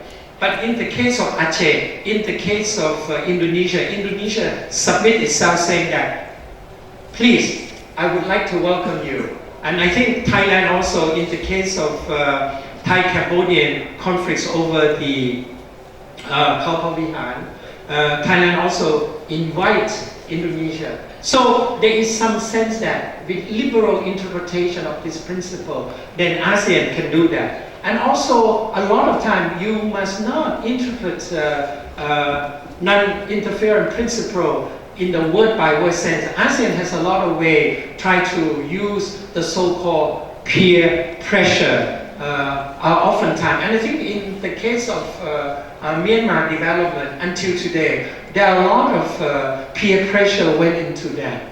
Even United Nations continue to have this principle. I think the most important in becoming community is that each country have to focus more on the regional interest and also make sure that certain time they have to give in, give and take, of course. Now you have to give a little bit more. And I think ASEAN community in the future will have that characteristic. Yes, and first, Kun Sutat and then Kun Tamsak, please. We all want to jump in here. On the economic side, actually, all the grievances we have in ASEAN, for example, tariff reduction, we interfere in other countries. If another country do not adhere to the commitment, we can take action against them. So I think we are already interfering with each other already in that sense. Kun Tamsak, please. Yeah, I think we need to look at the ASEAN Charter. The principle, certainly non-interference, is there. Non-interference is actually not an invention by ASEAN. It's come from international law of sovereign equality. So that's one. In our ASEAN Charter, we now include two actually new principles. If you take a look, Article 2, Para B, is about shared commitment and collective responsibility in enhancing regional peace, security, and prosperity. So now we have to balance between non-interference, national interest with collective responsibility. So that's one. In the Charter, we also include another principle called enhanced consultation on matters seriously affecting the common interest of ASEAN. So now we have ASEAN common interest that we have to balance with national interest. So I think this is new, introduced by the ASEAN Charter, but I think the general public is still stuck with the old notion of non-interference. I think ASEAN already advanced. We have to take into account collective responsibility and then ASEAN common interest. Thank you very much. I think Dr. Tamsak has been very instrumental in drafting the charter, so that reflects the internal balance, I think, that ASEAN tries to cultivate between the issue of non-interference and the notion that there are certain regional interests and there are certain regional responsibilities which require neighboring countries to talk to one another and to try to come up with solutions. But on a technical footnote, it's interesting that in ASEAN, dear colleagues, we've always used the word non-interference, whereas in the UN Charter, the criteria is actually non-intervention. And it's non-intervention in affairs that are essentially within the domestic affairs state. So the bar is not that high, but ASEAN, we have been very careful. But the ASEAN Charter does indeed set the tone for greater regional consultations on this issue. But thank you very much. Are there other questions from the floor, please? Yes, Professor? I would like to say that today's seminar is very useful. I think for everybody of us. So thank you to the ASEAN department and all the speakers here. Excellent speakers. So the cat musketeer, the four musketeers. Four musketeers, okay. Yes. Well, I like to address. I always enjoy listening to Kunkavi. It's very provocative. And I like to, in a way, of commenting also, on the big theme. I think Kunkavi is saying that ASEAN, in a way, I don't know whether I interpret it rightly, should be more assertive, should come out with positive, statement on political issues of the days. He might be correct, but in a way, ASEAN, what it's doing now, I think is choosing the unity. You're choosing the right moment, what item you want to come out. You should not just go out and try to assert it. In particular, with two rivals, big countries, are having problems. And what I like to say is that instead of coming out with a very active, provocative statement on most issues, we try to improve our mechanism on political cooperation. I used to be ambassador to the EU. I see how they do it. They have a frequent meeting, nearly every month of ASEAN, of EU EG, political EG. Not only, and then afterward they have ministers meeting, very often. And then they will pick and choose, where to come out. Even the EU, they have been doing that for a long time, to come out with common foreign policy statement. They have not been successful in most issues. You look at the refugee issue, early last year. Germany came out with one statement, Greece another statement, no common issues.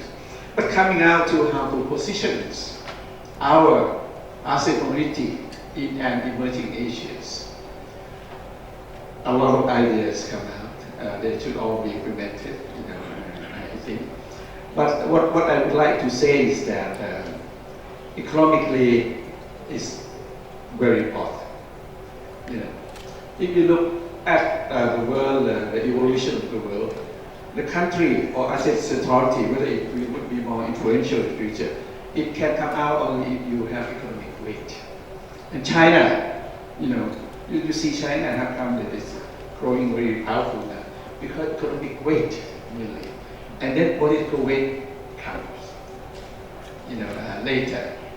And if we follow this example, ASEAN should try to organize itself and to prosper, to grow economically first. How do we do that? If we follow the EU, pattern doing, they have closer economic cooperation, they have common policy in different areas, which we have not got it yet. Like, for example, common agricultural policy, common fishery policies. Do we have? No, we don't have it. What we are having, we have a looser, structure, free trade agreement. So if we want to go ahead, we improve on our economic sector first, ASEAN-wise, and then closer cooperation, political consultations, and then, of course, ASEAN centrality will be maintained. Thank you. Thank you very much for the comment. Perhaps Mr. Tat would like to respond to that? Thank you for the comment. I agree with you, Ambassador. I think the major change that are taking place in the world right now is not based only on territory. In the past we are agrarian society, so land is very important. Now what generates benefit and income are not just land. Right? We are still the mode of thinking, the territorial and so forth are still very much the mode. But in fact, what is more important that are evolving is the so-called globalization is by industry by industry. Therefore, recommendation that I have is ASEAN should pick key industry, and the security comes first. There are some industry that we are relatively more competitive, but that comes later. The first thing is to secure all these key areas first. This area can destroy us if it is not managed well. Food, energy, finance, connectivity, and health, for example. I think we have to address this common issue that we have as a region. This industry, the food industry, how do we manage it? Who is going to do what? Everybody is producing food, and very sensitive issues also, because it is locked in to a national strategy, national security even. In fact, to be frank, most countries have a clause on rice. In fact, we are not allowed to actually trade on rice unless we get a permission, because rice is a weaponry commodity. It's so sensitive, but we are trading, like anything. If you come down to this, there are some sensitivity, but it's totally, devoid from the territory already. So I think we have to really address this industry issue first. That's why I say private sector have to take the lead. We have to have a good understanding of what do we want on the food industry for ASEAN going forward, and who should be doing what. What should we be doing in the finance industry? What we should be doing in the energy industry? We are not going to take the world, but we have to know where we are. After all, the graph I show, ASEAN altogether share only 3% of global GDP. Thank you. Louis, would you like to Well, just to respond to the comment by ambassadors, I think the point you're well made. It's important ASEAN to be assertive in the sense that we must control the discourse, the narrative. I will give you a very good example on South China Sea. So far, the discourse narrative has been given by United States, by Western press. We have not yet taken over. ASEAN media must be able to retain its own narrative of what's going on. Otherwise, what is being perceived by the West with all the biases and all these misperception will permeate into the region. So I think we have to be proactive in that sense. That is why I think more and more in the future, active neutralism will be even more used. And then another thing is that ASEAN is now looking for new partnership, dialogue partner. For example, Norway. Norway is a very clear example. Norway is not coming as the West like any other dialogue partner. This is a new thinking in ASEAN as a development dialogue partner. So this is the time, and I think from now on you will see ASEAN that must capture the narrative of all the event in political key issue, whether it's South China Sea, whether it's North Koreans. That is why ASEAN wants to play. We play a role in all these things. We have ASEAN Regional Forum. So I think it's very important. The statement we made, sometimes we make strong statements, sometimes we weak statement. It reflects the ASEAN's resiliency. But in my view, I think we have to be much stronger and then seize the narrative. Just to add on to Ambassador's point, certainly ASEAN can and should be more assertive in the sense that we are a group of small states. But when we can speak as a group, we can be important. But how to be important? We must be consistent based on principle, rules of law, international law. Actually, in the ASEAN new roadmap, we put more emphasis on being rules-based. I think that's important. Being rule-based means to deliver what we committed to ASEAN. That's important. We can also be assertive in choosing to be pro-ASEAN. I think that is a viable position that will not upset any superpower. Kawin mentioned that ASEAN is full of surprise. Another secret weapon in ASEAN is to confuse outsiders. When they are confused, they want to listen to ASEAN. They come to ASEAN meetings. So that's what we do. By the year 2022, we hope that we will create what is called the ASEAN Common Platform. So that is also a surprising objective, but we shall see whether we will succeed in creating a common ASEAN platform on which we will be able to coordinate our pan-government policy on major global issues. And if we can do that, then ASEAN will be important.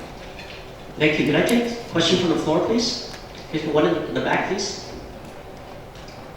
Yes, go ahead. Thank you very much to all the speakers. It's indeed a great honor and pleasure for me to attend ASEAN Divisions organize this very prestigious event. I would like to ask, especially to Mr. Govin, regarding the regional tensions and great power competitions in the region. As you have already mentioned, the U.S. strategic rebalancing towards Asia has now monitored by the international community. Such move individually pits Washington against Beijing from its two-tracks policy, engaging and at the same time containing. Either way, it underlies Washington's growing concern over how best to deal with the rise of China. Although the U.S. antagonism towards China is by no means evident at this point in time, but a series of political tensions reaffirm that Southeast Asia is now increasingly divisive. Washington may have successfully avoided direct confrontation with China, but some countries, as if have chosen a more confrontational stance, which would be South China Sea problems. So in this connection, how do you foresee U.S. foreign policy, regardless Hillary Clinton or Donald Trump, and how Xi Jinping maintain his political power amidst China's increasing uncertainties? How can ASEAN maintain unity also maintain status quo in the regions. Thank you very much. Yes, Kungawi, please. It will take 2 days to answer your question. It's a subject of thesis in itself. And I think the answer is very clear. ASEAN will wait. ASEAN will not get engaged with the competition between United States and China. And ASEAN respond individually, of course, creates problem. But it's so normal. I will give you one. There are many examples. People always mention Philippines. Philippines really divert from ASEAN. Philippines did not like the way ASEAN respond to South China Sea.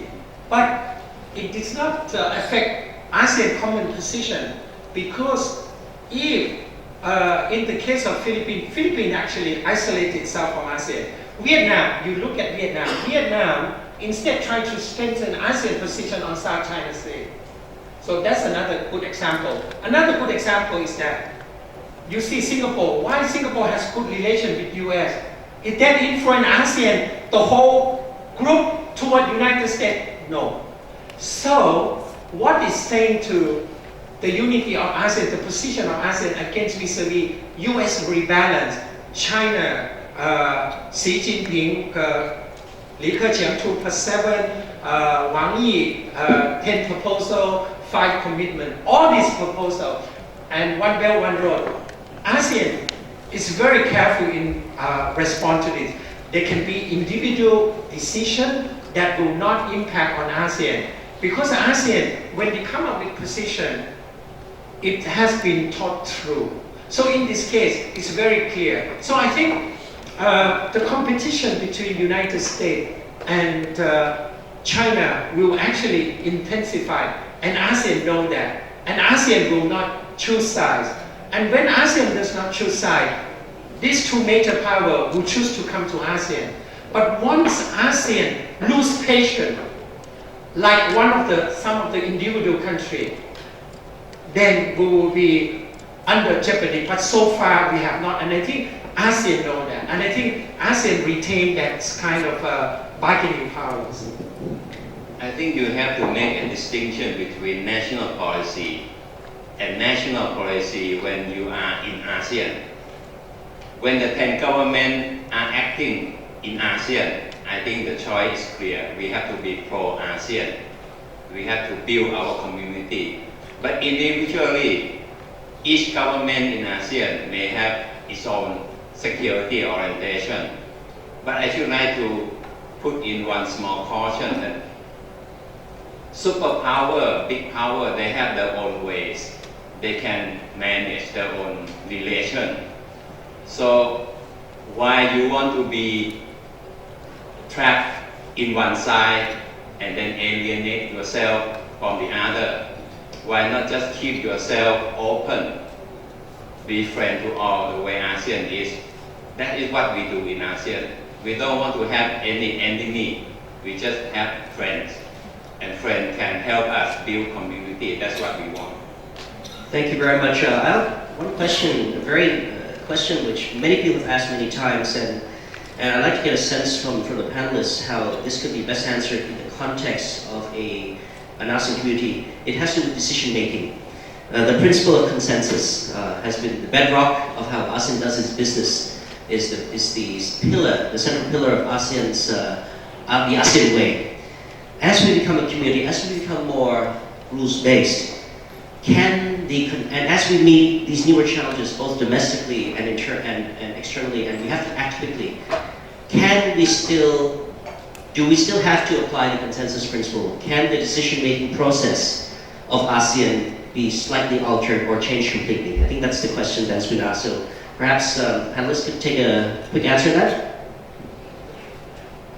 Well, I think you can. I think ASEAN is depends on the times and issue. I think ASEAN has already the so-called -X principle used in the economic cooperation, but it has not yet used in the political and security cooperation. It has been, there was one time under the year 2000, under the Foreign Minister Surin Pisuwan, when the Indonesian asked member of ASEAN country to contribute to the peacekeeping force in East Timor, and Thailand wants to push for ASEAN flag, but ASEAN refused because it's not yet ready. So you have the case that Thailand, Philippines, Malaysia enter individually. So that sort is a formula already, is that if you're ready, you walk in. So I think in the future, to increase that kind of flexibility, ASEAN must be willing to allow country that is ready to go for it. It could be -X or plus.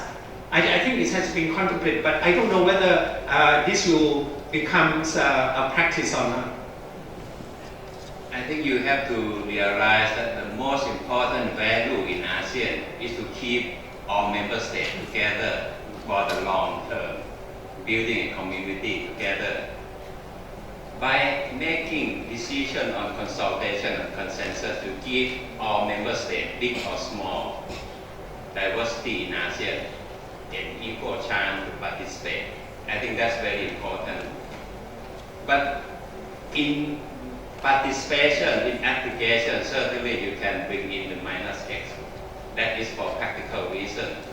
But for political reason, I think consultation and consensus is still the most viable, practicable decision-making principle in ASEAN. The trick is always to lobby, to come up with something that is least objectionable, not the most desirable idea, but what is nobody can object. That's how you push things ahead in ASEAN. On the economic side, as you mentioned, there's a -X principle already that has been adopted for participation. You can agree on something, but you can refrain from implementing it for a period of time. That's what we have agreed. I have actually written a piece on this, that actually we should classify the various issues in ASEAN. In fact, there are only a few major issues that need consensus. But there are many other issues, particularly on the economic side, that probably need to recognize the fact that we do not have equal interest in that issues, and therefore the weight will have to be put in to reflect the differences in the interest among the countries. So I think we need to classify and give some flexibility to some other issues on the social side also, perhaps. But economic side is very clear because it's measurable. Thank you. Thank you very much, Knabs. Another question from the floor? Yes, Ambassador? Thank you very much, and good morning to all. And I also wish to congratulate all the panelists and speakers in the very high quality presentations and the launch book. I'm Butsadi Santipitak, an ambassador in Thai, permanent representative to ASEAN in Jakarta. And perhaps just to share information on some of the points that were raised, particularly what's happening in Jakarta. The Committee on Permanent Representatives was established by the ASEAN Charter, and under Article 12, some of our responsibilities include working closely with the ASEC on the administrative and budgetary matters. We're not ACABQ, or we're not the fifth committee of the UN, but the role is increasingly so because most of the non-ASEAN foreign countries are quite increasingly being represented in Jakarta. So including the 10 dialogue partners, we have now more than 80 countries accredited to ASEAN, not to mention almost 50 ASEAN committee in third countries that we have to work closely together. So in that sense, we're less than 10 years old. Another new body added to the ASEAN institution and the decision-making process. So I think that's one of the challenges of ASEAN. The beauty of it being almost 50 years old, worked on critical issues, but we do need to coordinate better, and also amongst the member states, amongst the various institutions that exist. But we also have to have the same vision where we're going. That can only be translated into implementation plans that are agreeable and workable amongst the member states. With that, I wanted to highlight that that's why we want to strengthen the institutional capacity of ASEC, given the member states agreed to provide additional resources.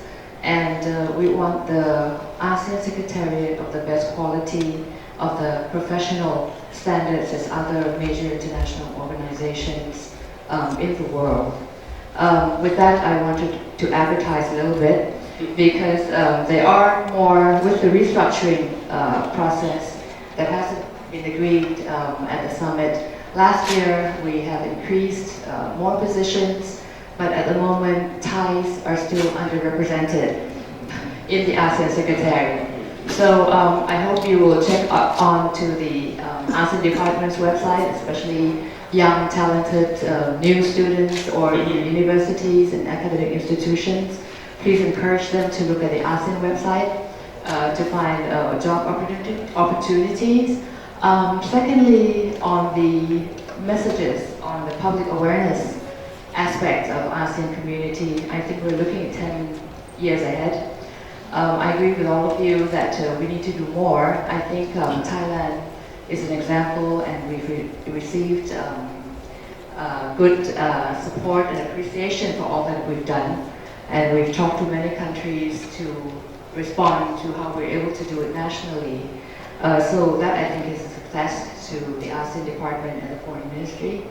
At the same time, with the ASEAN communication strategy, then where do you draw the line of where the common messages would be coming from for accuracy?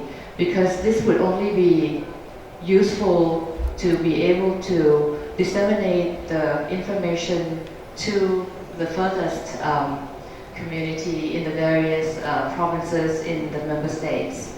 Lastly, the role of the media. I think there are quite, I think you can count a few veterans like yourself, Pikawi and Yuki, who have been involved in ASEAN matters, but I don't think there are enough media who are able to convey all these messages if you're not veterans dealing with the ASEAN community building process. And 50 years is next year, so how do we try to get this message across? That's my question to you. And for us who are with the ASEAN process, my ASEAN colleagues often say, you have to think of the song Hotel California. Once you're in, you can never leave. Thank you. Yes, very good way to end that question. This is Hotel California we're speaking now. So how do we send the right messages, the common messages of ASEAN to the ASEAN people? We are to be a people-centered community, so what messages should we send? Well, you already have the communication strategies that ASEAN is a community of master plan. As ASEAN is the community of opportunities. But the public in ASEAN is still what's going on, what kind of opportunities. So I think the role of media here is very important. You can always blame the media, by the way, for the failures to inform the public, especially in our country, because after all this year, I think Thai media still focus very, very little on ASEAN. When they write only on Thailand relation to ASEAN. They did not write ASEAN as a grouping of the entity. So I think it's very important, not only Thailand, I think ASEAN as a whole. So we must create this kind of sense among the media also that they are into this together, because oftentimes you will see that each country still use ASEAN media written by the Wide Service.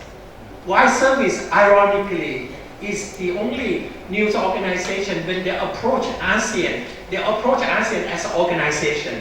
But when individual ASEAN country, when they write about their own country, they approach as a bilateral issue. So I think you need journalists who understand the dynamic of ASEAN and approach ASEAN as an organization, as a community building process, as something bigger than bilateral is the ASEAN as a 10-member country.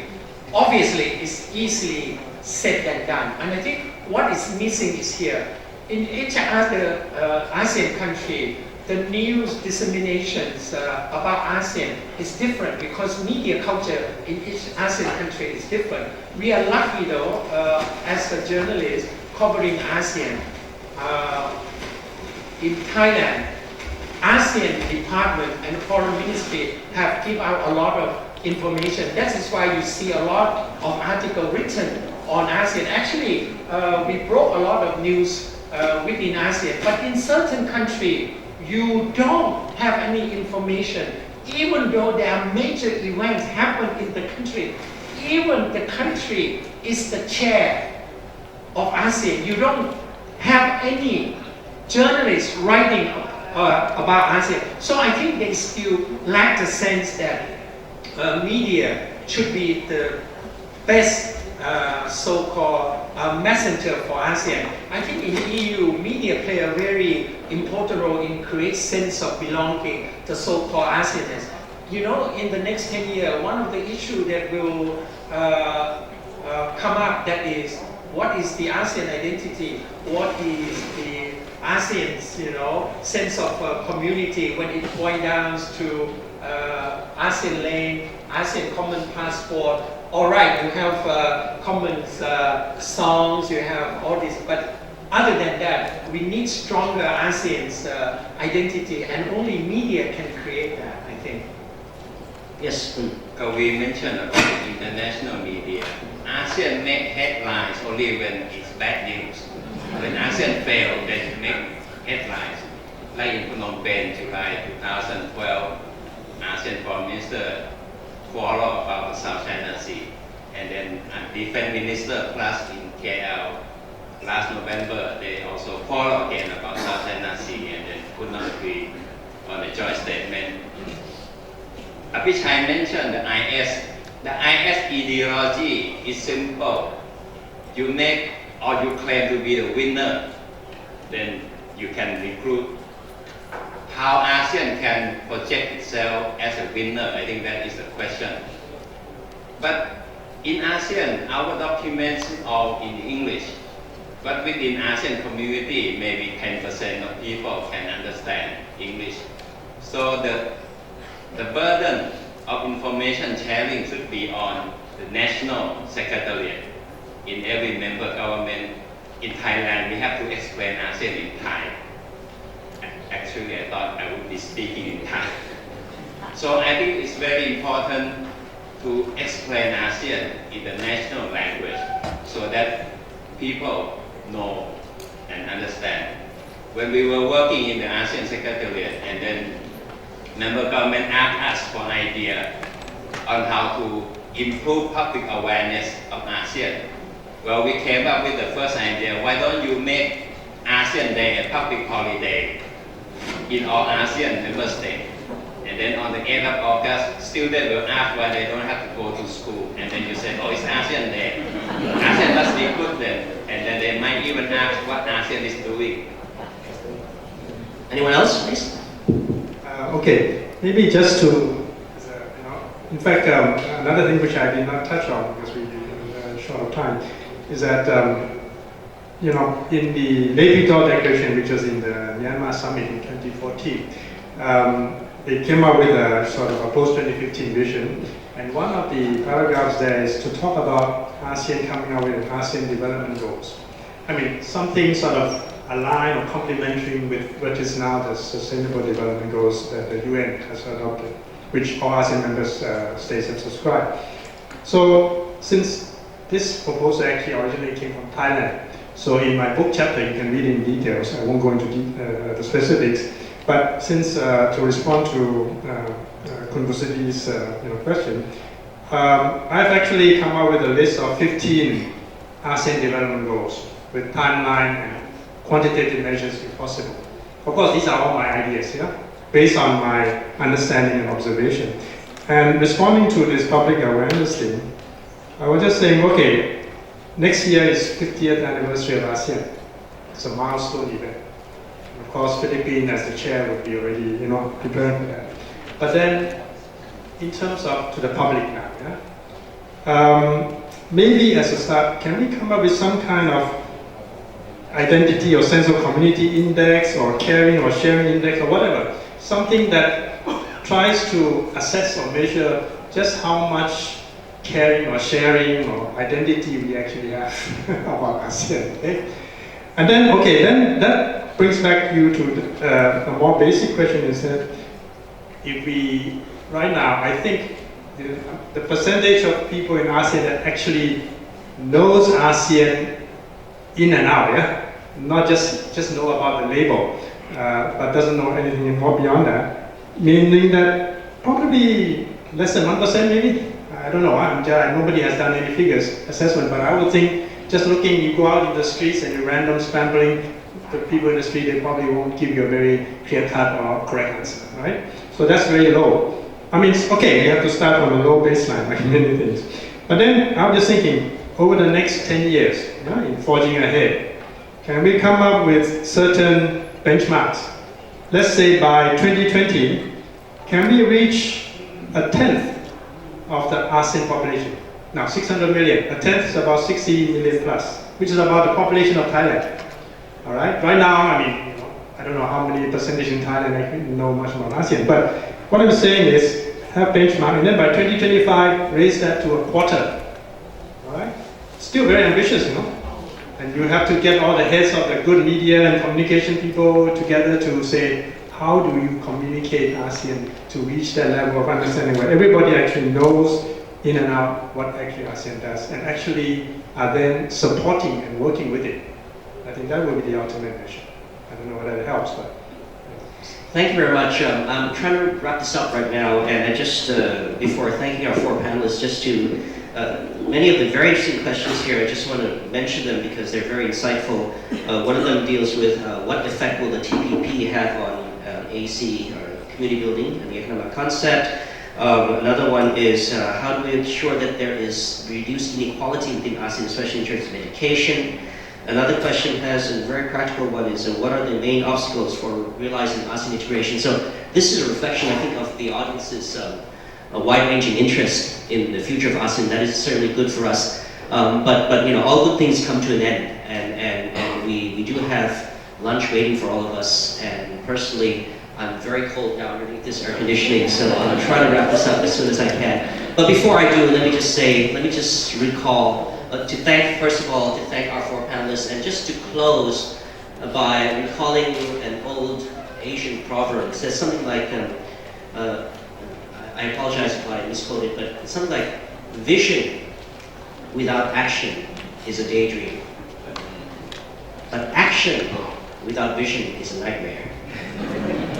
But if there's no vision and there's no action, there's nothing.